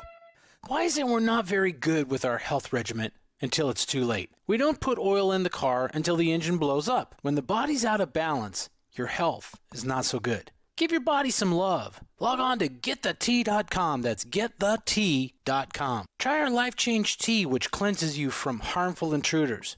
A clean colon is one of the ways to bring the body in balance. We also carry organic supplements to help you get where you need to go. So do your body a favor. Log on to GetTheT.com. That's GetTheT.com. You can even visit our sales page to save some dough. Does anybody call money dough anymore? Anyway, if you're looking for short, helpful health tips, go to YouTube and punch in Health Matters Now.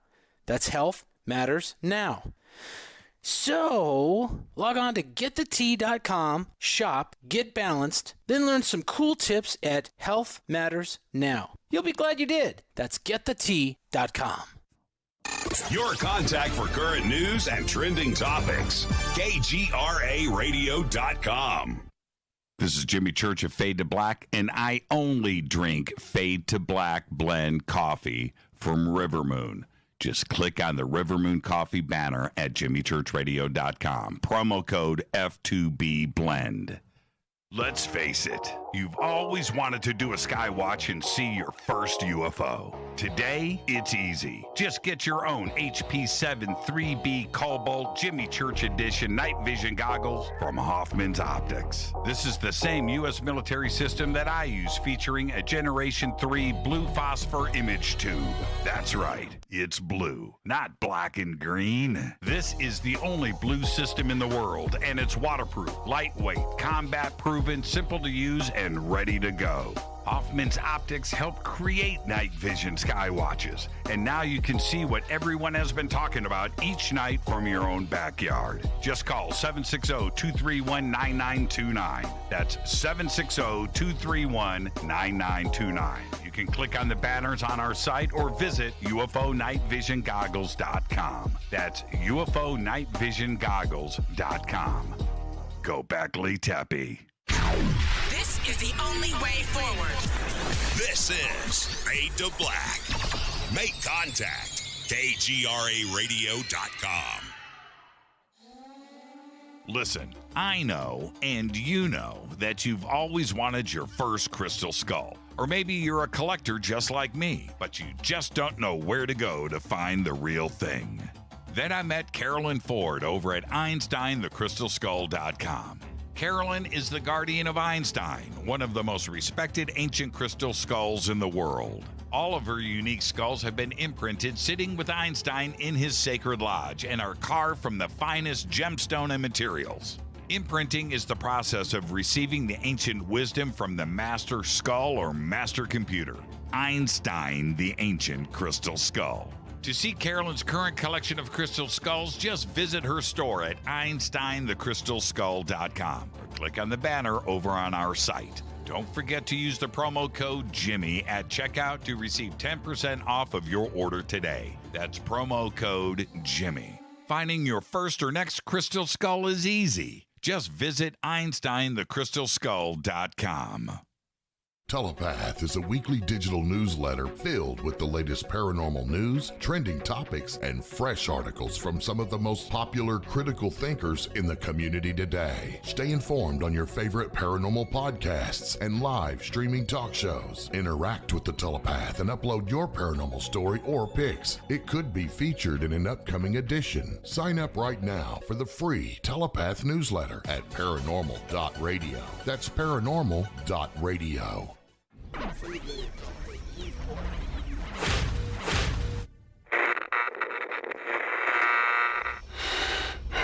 You want to know a secret? I love ponies. I really love ponies. I'm serious. I couldn't stay sane without ponies to brush. Why fade to black? Because you never got that pony, damn it. This is Fade to Black with Jimmy Church on the Game Changer Radio Network and KGRA, the Global Radio Alliance.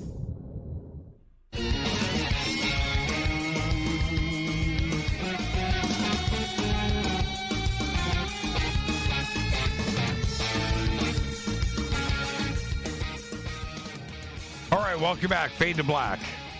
I am your host, Jimmy Church. Tonight, Twitter AMA. Post your questions. Hashtag F2B on F2BQ on Twitter. I will get to those. We are also tonight celebrating the life of Edward Van Halen.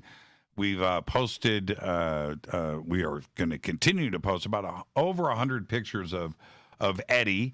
And I want to get straight back to this because before we run out of time, the rest of these pictures are going to post, and I want to get to all of the Twitter questions, the AMA. Okay, so I want you to go to page number 14 of the images. Okay? The first three images, classic shots of Eddie, 1978, with the black and white eruption guitar. This one right here. Okay, the one that I've got hanging on the wall behind us. Okay, so first three pictures, just amazing. 1978. Now, what's cool about these three, especially picture number 2 and picture number 3, Eddie, by this time, had fully developed the finger tapping technique, and this is what was going on in 1978. Dude was changing the world, was freaking people out. But it's image number 4 I want you to look at. That is Chris Holmes' Ibanez Destroyer before Eddie took the chainsaw to it. That's what it looked like, right? Okay, he's got a stock Fender tremolo on it that Ibanez put on those guitars back then. These were cheap guitars. There you go. But that's it before the chainsaw. And what's interesting here is the neck. The neck is the Dan Electro neck that you saw earlier on the Charvel Star guitar, the black and white Star guitar. Same neck. It was just went from guitar to guitar to guitar. And I want you to note the shirt. There is the famous shirt. I keep going back to this because it's so funny. There's the shirt. Now let's go to page number 15. All right. 1978. Eddie backstage wearing the shirt. There he is. Right. 21 years old, 22. He's got the chain guitar strap, by the way, very early on. Next shot. Somewhere in Southern California wearing the shirt. There he is. Next shot. He's on a beach. Very cool shot. Never saw anything like this before. But there's Eddie smoking a cig, getting his fresh air on a beach somewhere in the world, probably here in Southern California. Next shot, there he is, the shirt. Every gig, everywhere, the shirt. I want you to go to page number 16. There's Eddie in the shirt with the Ibanez Destroyer now cut apart. There it is. Oh, man. Next shot. It's a classic shot. This is Eddie and David Lee Roth somewhere in the north at McDonald's. Look at the snow in the background. And look at these guys with their bell bottoms and their bag full of McDonald's cheeseburgers. But there you go. Looks like Eddie's got a Big Mac. He's got a Big Mac box. I've got another shot coming up later at that same McDonald's. This next shot is, again, there's the chain strap, the Eruption guitar, very early on, and you can see the Marshall cabinets there. Look at the Shure SM58 microphone on the speaker cabinet down there with a mount. Very cool, and you don't get to see that often. The fourth shot in this image, though, is from Van Halen's first tour where they opened for Black Sabbath. And this is Eddie and Tony Iommi from the first Van Halen tour supporting Van Halen 1. That is one of my favorite shots. Moving quickly to page 17, this is a museum display that Eddie did, I think it was last year or the year before. But this is the original 6 Marshall cabinets with the original guitar, with the chain strap, and his original pedal board with the MXR Phase 90, Distortion Plus, and his 2 original Marshall plexis in the background. And on top of the Marshall plexis are 2 Variacs, and that's where he got the sound, and that's what really revolutionized guitar players around the world trying to figure out this Variac system, where Eddie used to say, I would turn them up until the tubes started to melt. And there you go. That's the original guitar setup from Van Halen 1, the 6 Marshall cabinets, the original Eruption guitar, the original pedal board, the original amps, and the 2 Variacs in the background. Very, very cool image. Now, going on to the next image, this is Eddie backstage, and with the original Frankenstein with the black headstock, no Floyd Rose. The next image is, again, very early on. This is the Bumblebee guitar. That is this guitar here with the Floyd Rose without the fine tuners on it. It's got the locking nut. It's this guitar. It's got the locking nut, but no fine tuners on it. And it's this guitar right here. the Bumblebee. This is Van Halen 2, and that is the Van Halen 2 tour. He put a lot of different pickups in this guitar. This one's got a white pickup in it, and I believe, rumor is, back then, I think that was a DiMarzio pickup. Next shot is one of the most famous shots of Eddie, especially from back then. Really made the rounds, and all of his guitar players really gravitated towards this shot. It's Eddie at his house. It's got a stereo system there, 2 record players, got a reel-to-reel player. He's got the original Charvel guitar. It's called the Circles guitar that was made famous in the video for So This Is Love. So there's that. The middle guitar there, again, it's got the Dan Electro neck on it that was only seen in this shot. Very famous. Us guitar players would talk about that a lot. What guitar is that? And there you go. And, of course, he's got the mini Les Paul there. And now the next series of shots, I'm going to get back to this, which is page 18. Image 1's cool. Image number 2 is obviously at a club here in Los Angeles before Van Halen got signed. He's playing a Strat with pickups in it, but he's got a he's got a humbucker. There it is. Rosewood neck, 21 frets, but he has made the transition. He has put a humbucker in a Strat, and that is the earliest picture I could find of this. Look at Roth in the background. Again, this is probably at the Starwood or at the Whiskey, maybe even a backyard party somewhere here in Los Angeles, and there he is with a humbucker and a Strat. Very rare, very strange shot. Now, this next shot is Eddie with an Explorer. There's a few images of this guitar at this. This is a backyard party, but this is a neck-through guitar. So this is some kind of Gibson. This is not the Ibanez Destroyer. And this is at a backyard party, again, before Van Halen won. Great shot. Now, if you go to page 19, I want you to go through this. There is the Dan Electro Star guitar with the Dan Electro neck backstage. Great shot. It's just showing the Star guitar again, which I'm a big fan of. Next shot is again, a very rare shot. The guitar is a one-off guitar, black and white, that he only used a little bit. Look at the neck. Okay, that's not a Dan Electro neck. One of you guitar players out there, I'm brain freezing right now. The last shot here is Eddie with the striped socks, right?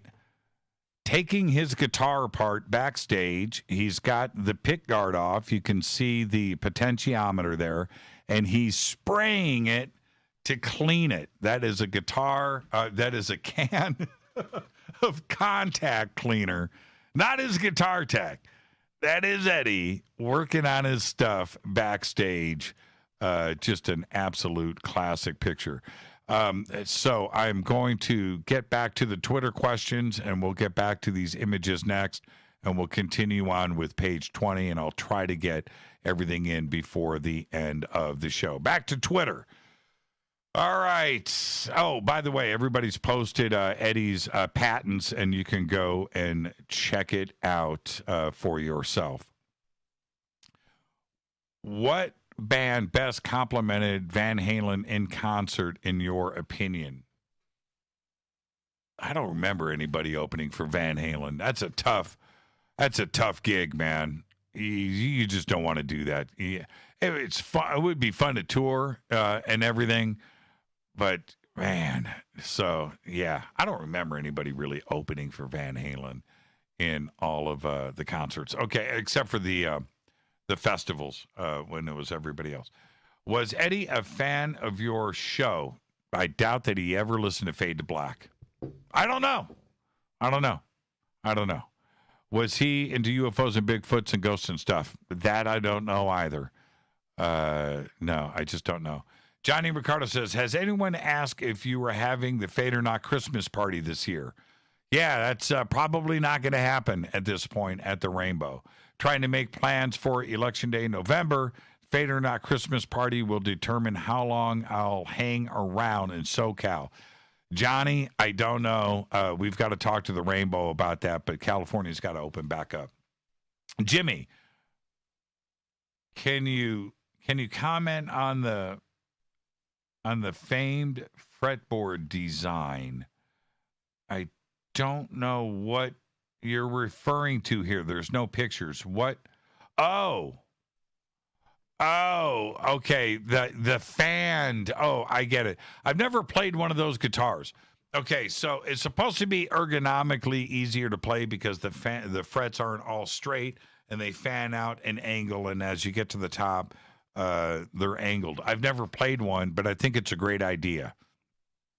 Yeah, Curtis, I've never played one. They look cool. There's also, man, I'm going to have to save this for another show.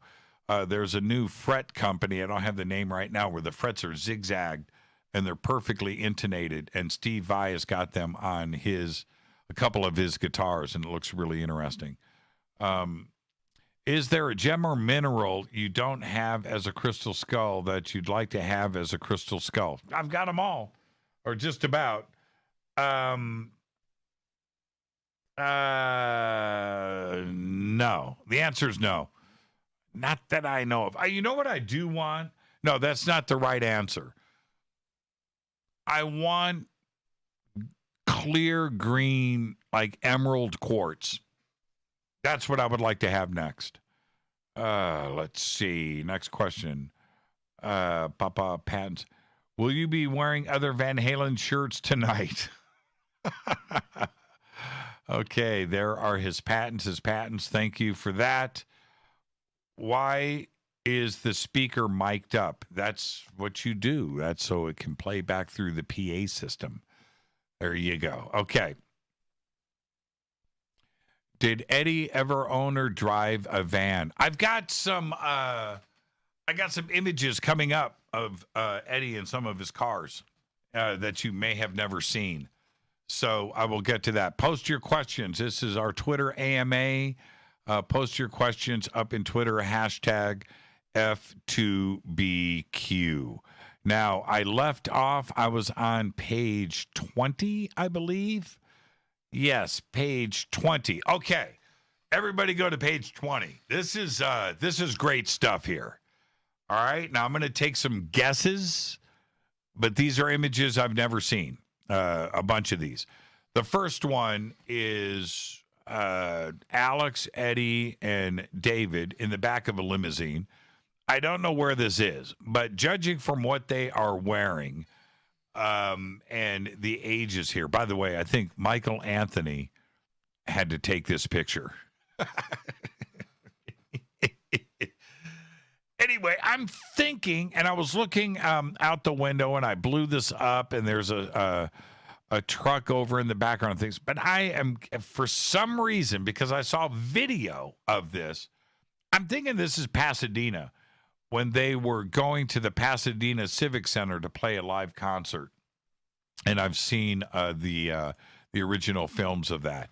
The next shot is of Eddie with the Destroyer. I love that guitar, but now the Destroyer's got a new neck on it. It doesn't have the Dan Electro, and right in front of Eddie is the black and white Eruption guitar with the chain guitar strap, which says to me that back then, Eddie had two guitars. It's the same two guitars in each shot, but that's a great shot right there of Eddie. Again, probably 20. Okay, so this next shot is pretty famous, and there's a series of this particular concert. There's a lot of shots of Eddie with this Les Paul. What's unique about this picture?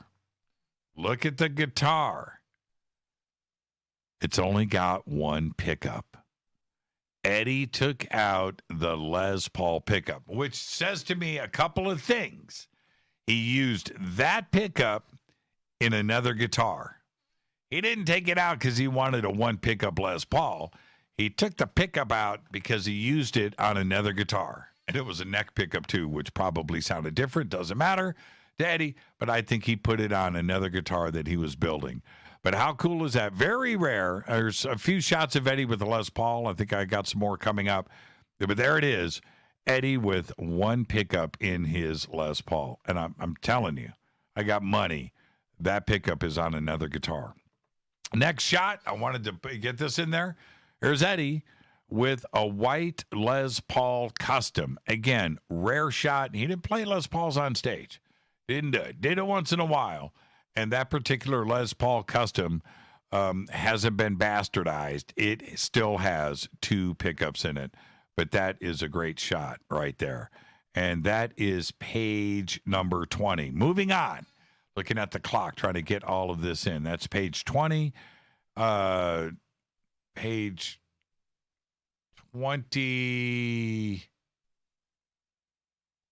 20. Oh, that was page 21. I'm sorry. Page 22. Eddie backstage, right? The Bumblebee guitar with the DiMarzio pickup in it. And another Les Paul, maybe the same one, but now it's got a pickup in it. Right? Right. And that's an old guitar too, man. That's at least a 1978 Les Paul, probably much older than that, worth a horrible amount of money today. And he was just using it for parts. It's just a crazy thought. But there he is with the Bumblebee. This is Van Halen 2 tour. Next shot, I wanted to include this, Van Halen 2 tour. Okay, the Bumblebee guitar, and I included this because of two things. One, Eddie's got the knee pads here with the yellow pants, right? And that scarf, which only happened a little bit on that tour. Next shot is Eddie, one of the oldest shots that I could get. This is a backyard party. And it's Eddie with a Fender Strat, probably the same one, with the humbucker in it. So he has cut the pickguard apart, and you can tell how old this picture is because he's got a coiled guitar cord. There you go. That is an ancient shot of Eddie there. And I'm going to guess I got to go 19, 20. I don't know if he's drinking age. Now, this next shot is one that is very special. Everybody, this is page 22, image number 4. Check that out. That is Eddie playing a Les Paul, and it looks like at somebody's house or at the local Moose Lodge. Look at what everybody is wearing. Look at the three people behind him with their back to Eddie. I don't know when this was taken, but I'm going to venture to say 74, 1975, just by what is going on in this picture. But that is one of the oldest pictures I can find of Eddie Van Halen with the guitar. I'm going to say 1974, 1975. At the Moose Lodge in Pasadena. I'm making it up. I don't know if it's the Moose Lodge. That's one of my favorite pictures, though. There you go. It's just incredible. What do you guys think of that shot? Okay, I'm running out of time. Going to page number 23. Here it is. This is one of several pictures that I've got here of this. This is the Kramer guitar ad. And Guitar Player magazine shoot with the pickaxe, and you can see the pickaxe in the stand. All of these guitars have a story behind it, but the Ibanez Destroyer now is in front of Eddie. It's got a Fender neck on it, and now he has cut and carved the guitar into snakes and dragons. And it is now evolved into that. And you can see it right there next to the Les Paul. That is what the Ibanez Destroyer has evolved into. Down on the floor, a Dean Flying V. The natural guitar there is a Kramer. There's the Charvel Star guitar before it got painted all the way over on the right with the Dan Electro neck on it. Hold on. I need to correct what I'm saying. Over to the left is the Ibanez Destroyer with a new neck on it. The Dragon guitar over here on the right, Eddie said back then that was an Explorer that he carved into the Snakes and Dragons. Over on the left, you can see the Ibanez Destroyer. Okay, next picture. Picture number 2. Everybody go to this. And this is page 23. Picture number 2 is the oldest picture I could find. That is Alex Van Halen on the left. That is Eddie Van Halen on the right.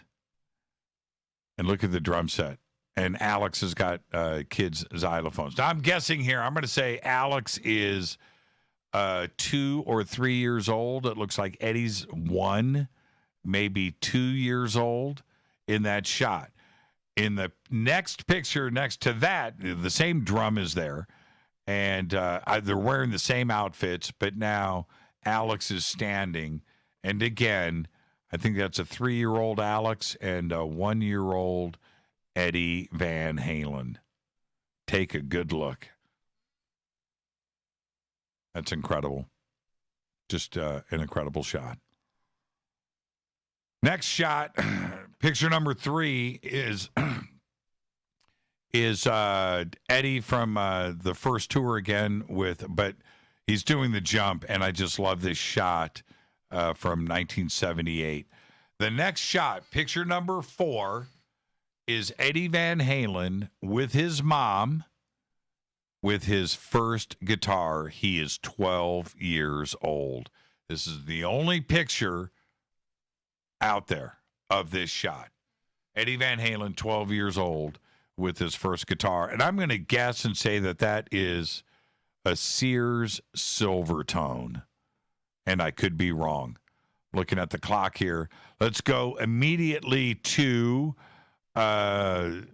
page 23. This is for the coolest shots ever of Eddie Van Halen with no guitars. This is Eddie with his Jeep Renegade somewhere in Pasadena, California. Look at that. Okay, so look at image number 1. Got his rock and roll money, right? Goes out and buys a Jeep Renegade. And so there's that. Look at picture number 2. Yellow socks. Oh, black jumpsuit. Just incredible. Picture number 3. I wish I knew by looking at this exactly where this is, but it just feels like Pasadena to me. And look at the water on the ground. He just sprayed it down to take these pictures. And there is picture number 4. That's about as rare as it gets right there. I'm going to take a break. Rest in peace, Edward. And then we'll get to page 24 when I come back. This is Fade to Black, taking our last break.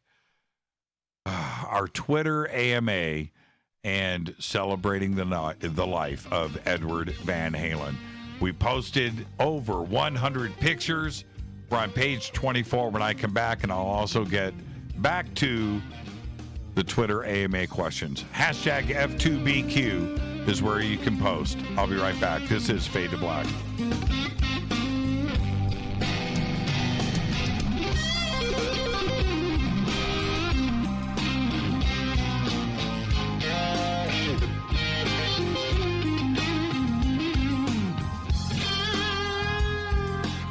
Hey, what up, y'all? Sugar Vivica Fox here, and you are listening to my boy, Jimmy Church, on JimmyChurchRadio.com.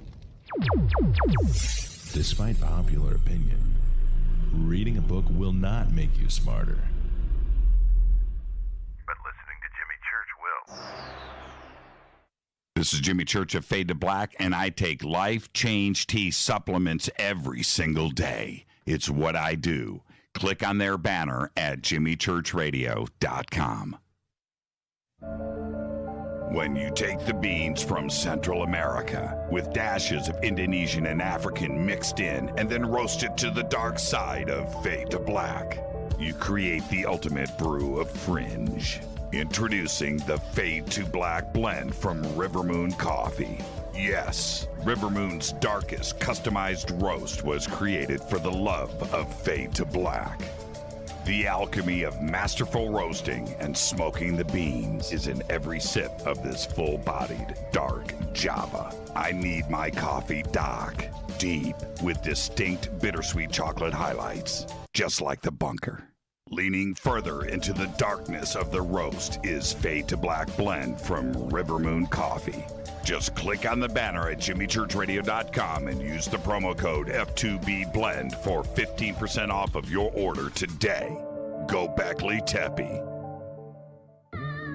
Hello, my name is Billy Carson, and I am a best-selling author and the founder of ForbiddenKnowledge.tv. Together with my team, we have built an all-new conscious streaming TV platform designed with every family member in mind. If you have ever wanted to travel the world and attend lectures and workshops from your favorite speakers but weren't able to, look no further. ForbiddenKnowledge.tv. There are dozens of workshops and lectures from speakers you know and love. We have also included amazing categories to assure that your consciousness is entertained and elevating on a daily basis. Amazing interviews, ancient history, ascension knowledge, wisdom teachings, documentaries, conspiracies, mysteries, health and fitness, conscious cooking, meditations, finance, yoga, and so much more. To start your free trial on any mobile device or computer, surf to ForbiddenKnowledge.tv. That's Forbidden Knowledge with the number 4, ForbiddenKnowledge.tv. Again, visit ForbiddenKnowledge.tv today. Are you intrigued by Paranormal Talk Radio? You'll love the new Paranormal Radio app from TalkStream Live. You'll find a great selection of talk shows covering UFOs, ghosts, strange phenomena, and much more. Download the Paranormal Radio app now and start listening to the very best in paranormal talk entertainment, including the network you're listening to right now, the Paranormal Radio app. Free in Google Play and the iOS App Store. Erica, Brittany, Gabby, and you're listening to JimyChurchRadio.com. It's not a lifestyle we chose. We were born this way. KGRARadio.com.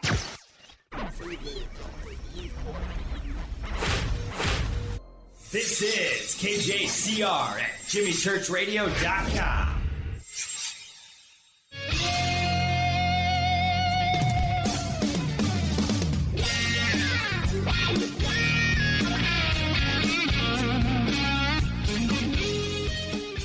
All right, welcome back. Fade to Black. I'm your host, Jimmy Church. Tonight, our Twitter AMA and celebrating the life of Edward Van Halen.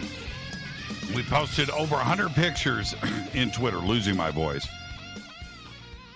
in Twitter. So you can go and check those out. I will get to those, and I'll get to the rest of the AMA questions here in a second. I want everybody to go to page 24. Very cool shots of Eddie with some of his cars. And one shot of him with this custom, it's a Harley engine or Harley designed V-twin, but that's a crazy shot. We'll get to that in a second. Go to page 24, and some of these I had never seen before. There were some I didn't get to, but the first shot with Eddie with his Chevy pickup truck, and I've seen this both red and then painted. You see the 5150 amp in the background, but there he is. That's just a really cool shot. You don't see this too often. There's another shot with Eddie with his Chevy Bel Air and his Wolfgang guitar painted the same way. This is a very recent shot. There's more of this, but of his different Chevys and older cars that are out there on the web. But this is just a great shot. And I think that was taken at his house. And the next shot is this shot with Eddie, very recent, with this crazy custom motorcycle. It's a V-twin. It looks like a totally custom engine. Look at the front fork. I have no idea what that is, but that is one of the craziest motorcycles ever. Look at the gas tank. That is a crazy, crazy shot. And there you go. And again, up at his house. But that is just a rare, rare, rare picture. Very recent. This last shot in this section, though, is Eddie with a Porsche Speedster. And in the background, you can see the Targa 911 in the background. Very old shot, and it just looks like he went out and got himself some Porsches with that rock and roll money. So that is page 24. I've got more pages coming up. Let's get to the Twitter questions. Let's see. What are my top 5 Van Halen songs? Well, that's tough. And before I do a cop-out and say, all of them, if I'm thinking about classic Van Halen riffs, I mean, I got to go. What comes to mind first? Unchained. Holy crap, right? Does it get any stronger than that? I really like little guitars, too, as well. But Hear About It Later. Just a beautiful song, start to finish. Great guitar solo, too, as well. I like a lot of stuff off of Van Halen, too, like Dead or Alive. Strong song. Most people don't think of that first. Or Women in Love, right? How about Beautiful Girls? And then you got Atomic Punk and On Fire off of Van Halen 1. Yeah, that's a tough call. Dance the Night Away, right? How about the cover, Linda Ronstadt, You're No Good? Yeah. Van Halen 2 was a strong record. Okay, next. Favorite Van Halen song or Eddie riff?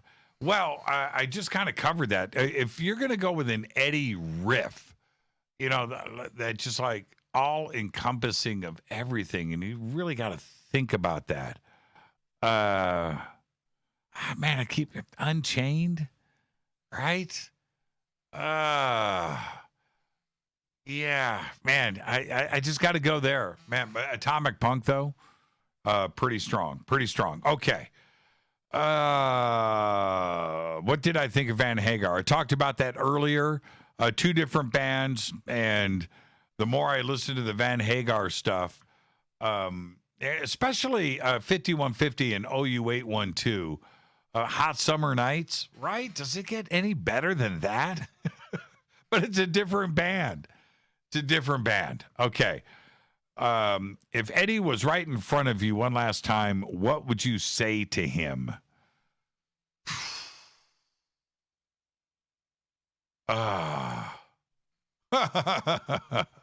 You know what? You can't. Eddie's seen it all. You're not going to shock him with anything. He's been asked every question. You got to go outside. You got to come from something else totally. Oh, thank you. Ree, I can't do that on camera. Can you pour that into here? Okay. All right. I can't tell you guys what's going on in here right now, but we're celebrating. Okay. What would I say to Eddie? What would be the last? He would have to. I would ask Eddie this. You know what I would ask him? Are you an alien? Did you get channeled? Where did all of this come raining down onto you? There are a lot of people that were doing tapping back then. He wasn't the inventor of that. He certainly cleaned it up and did things for us. But things come down to you. Did it get channeled? Did you dream it one night? Just tell me the truth, and I'm okay with it. That's where I'm going. That's where I would go. Not are you an alien? I mean, did you just have a vision? Did this whole thing? Because he was getting things together, before Van Halen 1 came out. Those songs were written. The demos were out there. I have copies of those demos. And I have a couple of live shows from the Starwood. and you go and you could hear, what was about to happen. This is before the albums were recorded, and you could hear it. But that just came from a fresh mindset. Was it a dream? Where did that come from? I think that's where I would go. That's where I would go. I'd ask him very directly. Jimmy, if you could, this is from Deb, if you could reincarnate into any famous person, past or present, who would it be? It's a good question, though. If I could reincarnate, it'd be pretty cool to be Elvis. Yeah, I like to be in those shoes. Okay, Jimmy, will you play a short lick of some EVH at the end of the show? Not tonight. I'd have to fire up the amps, get stuff plugged in, crank it up. It'd have to be really loud. I've got noise gates on this, but one day I'll do it, and I'll get things set up so you can hear it properly. But I would have to crank it so loud, and I'm just not set up for it. It'd take too much time, but I'll do it. I'll do it one day. How many different instruments do you play? I just play guitar. Everything that I've done with drums and keyboards and bass in the past was just out of necessity. I never really learned another instrument. I heard Eddie bought the drum kit, but Alex was better, so Eddie took up the guitar. Yeah, that's not exactly true. It's sort of true. The facts are Eddie got the drum set from his parents. Alex got a guitar. Alex sucked at guitar. Eddie really didn't like the drums, and when Eddie would come home, Alex was playing his drum set. And so it just came down to, dude, you're better than me on drums. You keep the drums. I'm going to take your guitar. Let's swap out. And that is the story. So there you go. All right. What are you guys going to cook up to eat for your birthday weekend? Rita and I were talking about that today. We got a couple of events planned. So I don't know exactly what we're going to do on Saturday. We're still ironing that out. Okay, so I don't know yet. Sunday, I'm just going to let everybody know, we're going to do a sky watch with some friends and up at a private location up in the mountains, and we will be cooking, I think, some burgers, some hot dogs, and some carne asada and some burritos for everybody. I think I let the cat out of the bag on that one. That was supposed to be a surprise. So there you go. Let's see. Have you heard a different kind of truth? No, I have not. I have not. If no, why not? I just haven't had the chance to get to it. Yes, the answer, Deb, is that. Okay. I knew you would want to be Elvis in reincarnation. Exactly. Gonzo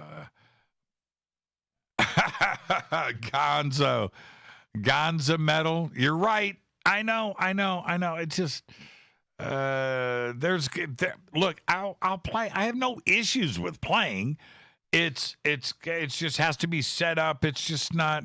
It's just got to be thought out a little bit. Okay, I'll get the guitars on microphones into the board, and it'll sound great and all of that. Okay, I just can't do it. Would take me a half an hour or an hour to get that set up tonight, so it's not going to happen tonight. But I'll do it. I'll play for you guys.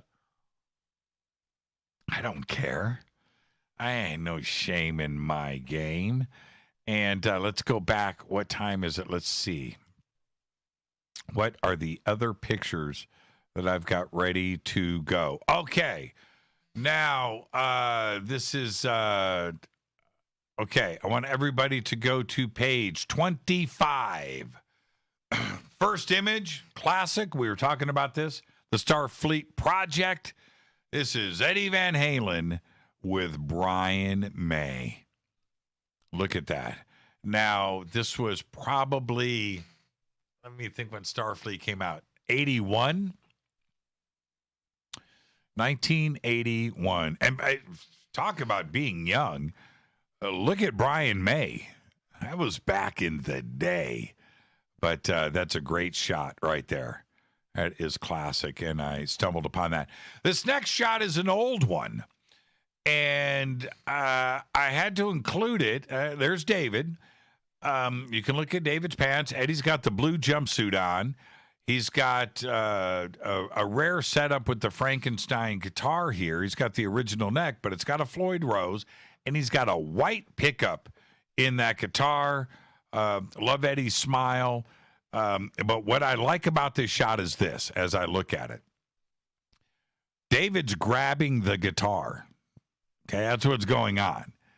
Eddie's muting the strings, and if you look, what Eddie's doing with his right hand is he's turning the volume down because he knows David's grabbing the guitar. So he's doing the quick whoop, turning the guitar down, he's muting the strings, and David is grabbing the guitar out of his hands. Eddie's laughing about it, but it ain't a cool situation. And that's why I posted that shot. That's what's going on there. This next shot is a very famous shot that was out there for a long time. And it's Eddie with the 5150, and you can see what era this was with the 5150 guitar. But it's him just concentrating while he is playing probably Eruption, and that's what I'm guessing here. But that is what's going down. His eyes are closed, and he's concentrating. Okay, so there's that. The next reason why this shot was not only famous, but for me, I looked at constantly, is look at Eddie's left hand. Look how it's angled. Look at his fingers. That ain't natural. Look at that. And he's just got this crazy thing going on. And then so when you look at his fingers, right, if that's not crazy enough and the way his wrist is bent, now look in the back and look at his thumb. Look how contorted and crazy that shot is. He's just, with his eyes closed and everything else, his hand is doing naturally what needs to get done to play what he's playing at that moment. That is a crazy shot. That is insane to me. The next shot is a rare. I've never seen this shot before. I happened to find this today. Eddie with his beanie on, playing the miniature Les Paul. But I've never seen Eddie wear a hat. So there it is on stage. I don't know what's going on. You can see Alex in the background. But it's a great shot. Great shot right there. Oh, man, we're running out of time. Let's get to these next. This is page 26. Now, this is a pretty special page. Oh, this is our last page of images. Picture number 1. Old as the hills, okay? But I thought that this was one of the best examples of if you were going to have an all-encompassing shot of what Van Halen was, especially at their peak. It's right here in picture number 1. This is Eddie. He's wearing the baseball pants, the shorts with the red and white striped socks, which you can't see, but that's what he's wearing, with the red and white striped shirt, right? Look at Michael Anthony. Look at that. Check out David. Check out Roth. And then look at Alex. That's California. That's the California Party Band right there. All 4 of them caught right at the right moment. And I thought that this best captured, especially at this tour at that time. There you go. All right. Now, this is one of the most game-changing guitar ads of all time. This ran in all of the guitar magazines. This was Eddie with the Kramer Beretta. Okay, with his No Bozos T-shirt, which I had one. Well, I think we all did. But it's just a perfect shot, and there you go. With this quote from Eddie, it's very simply the best guitar you can buy today, Edward Van Halen. I got the Kramer brochure. I was probably 18 at the time. I get the Kramer brochure. That guitar's in it. All the Berettas were in it. And back then, getting a guitar with the Floyd Rose was impossible. Utterly impossible. Kramer ended up licensing them, and they had them on their guitars, which was cool.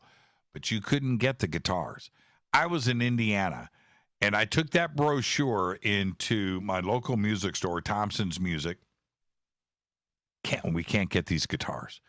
What am I going to do, right? I go to IRC Music, the big music store in Indianapolis, the most professional store. I bought a couple of guitars from there. And I walk in with that brochure. Can't get them. What do you mean? Are you a Kramer dealer? And I think they were. But they couldn't get them. There was one guitar dealer, as I called around, they were like in Terre Haute. And they had like one Beretta guitar in stock. And I couldn't drive to like Terre Haute. It was something crazy. But it was that ad that I talked about last night. This ad changed every music store in every city, in every state, and every country in the world. It didn't matter. Japan, Hong Kong, Germany, the United Kingdom, United States, Canada, North and South America, every Central America. This was the ad that changed it all. So many guitar companies sprouted up out of the ground to build guitars like this. Everybody wanted it because of this ad. And that's why I posted this here. Next. Now, this issue of Guitar World, looking at the date, this is January 1981. Eddie Van Halen, the world's greatest guitarist. And here it is. This is the Snake Dragon Explorer guitar that I was talking about earlier. There it is. You can see the Telecaster knob setup that was from the body that this was carved from that you saw earlier. Anyway, this guitar cover, this is the one. And I can't tell you. If you look, what's interesting here, plus Buzzy Fightin', Travis Fripp, and Larry Carlton, right down at the bottom. Dixie Dregs, Steve Morse, Southern Fried Fusion. I've read this cover a million times. Exclusive, Carlos Santana, Al Di Meola, Dialogues, Preparing for Success. That's what the Guitar World was about back then. And it was Eddie that just took it over. And that shot just changed things. It's just, whew. And the last picture of the night was one of the first pictures of the night. This is Eddie. I believe this is at, it may not be the Jimmy Kimmel show, but it's certainly the Van Halen set with the curved lights. This is Eddie a couple of years ago before he really fell ill. But there it is. Still got the jump, still got the hop in his step, still getting it done. And he passed away yesterday at the age of 65 here in Los Angeles, California. So as we wrap up this very special night for me, celebrating the life of Eddie Van Halen, I hope you enjoyed all of the picks that we presented tonight. We spent a lot of time on all of this and the presentation, and we wanted you to get those memories going, stir those emotions, and think about what Eddie meant to all of us, the rest of the world, and musicians, not just guitar players, but it was everybody. So thank you to everyone A few more questions have popped up here, and I'll see if I can get these in. I've got about 1 minute left. Did Eddie ever jam with Randy? There's a lot of stories about that. I would have to say the two of them played a lot of gigs together. Randy was from Burbank. Eddie's from Pasadena. Did they ever get together and jam? Nothing really official. Did they get together at gigs? Did they? I think they held their guitar knowledge kind of close to them. There was a lot of stories back then of Eddie playing with his back to the audience when he would do his stuff because he didn't want other people to pick up on what he was doing. But did the two of them ever sit down and play? That's one of the greatest urban legends and mysteries here in Los Angeles. What do I think of Mark Tremonti as a guitarist? I like Mark. And the songwriting, those first two records were really, really, really good. I thought Mark was sharp and clean. I feel bad about what happened with the way things fell apart and how they fell apart. If you're going to be in a Christian band and you're going to be moving like that, I'm sure that he believed in everything, but you can't have your singer. You can't have your singer fall apart like that. It just and the band just crumbled. And Mark was a great guitar player, still is. And I had a lot of respect for him. Still do. I would have been saying this in the past tense, but it was sad to see everything fall apart like it did. Let's see. Glad to hear you will be playing guitar for us tomorrow on Vader Night. Oh, man. One last... the Snake Dragon guitar must be worth millions. Well, I don't know if it's worth millions. Eddie left behind a warehouse full of stuff, and he was a serious collector. I'm sure Wolfgang's got it all now, but that Snake guitar, right? That Kramer double neck, and there's a lot more. So there you go. So that wraps our Twitter AMA and our celebration of the life of Van Halen. Eddie Van Halen passed away yesterday at the age of 65. Caught us all by surprise. What was really strange for me, and I've always said this, I've only got, I'm now over by 10 seconds. I've always worn my admiration for Edward and Van Halen on my sleeve. I've never hid that. And that's just the way I was raised and how I am. Yesterday, this caught me by surprise. I was sad for like a minute. I had a lump in my throat for just a minute, and I thought to myself, I'm not going to do this. I need to be appreciative and respectful and not lose it. And I didn't, and I came out of it, and I came through it, and I needed to do this tonight. So with that, I want everybody to enjoy the rest of your evening. Have a great night. I am your host, Jimmy Church. And again, rest in peace, Edward. I hope that you were listening to a lot of stuff tonight and a lot of people talking. A lot of shows like this out there going down right now.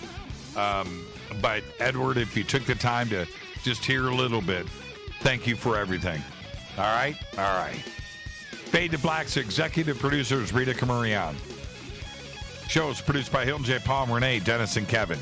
Announcers are Steve Harder, Gene Vitoa, Mark D. Kovar. Webmaster is Drew the Geek. Music, Doug Aldrich. Intro, Spaceboy, spaceboymusic.com. Fade to Black is produced by KJCR for the Game Changer Network, and syndication is KGRA, The Planet. This broadcast is only copyrighted 2020 by Fade to Black and the Game Changer Network, Inc. It cannot be rebroadcast, downloaded, copied, or used anywhere in the known universe without written permission from Fade to Black or the Game Changer Network. I'm your host, Jimmy Church. I had a great time tonight. Thank you for everybody. Thank you. The great questions. Thank you for hanging out. Thank you for listening. I'm your host, Jimmy Church. I don't know if I'm taking tomorrow off yet or not. I'll let you know tomorrow. Until then, be safe. Go back, Lee Tappy.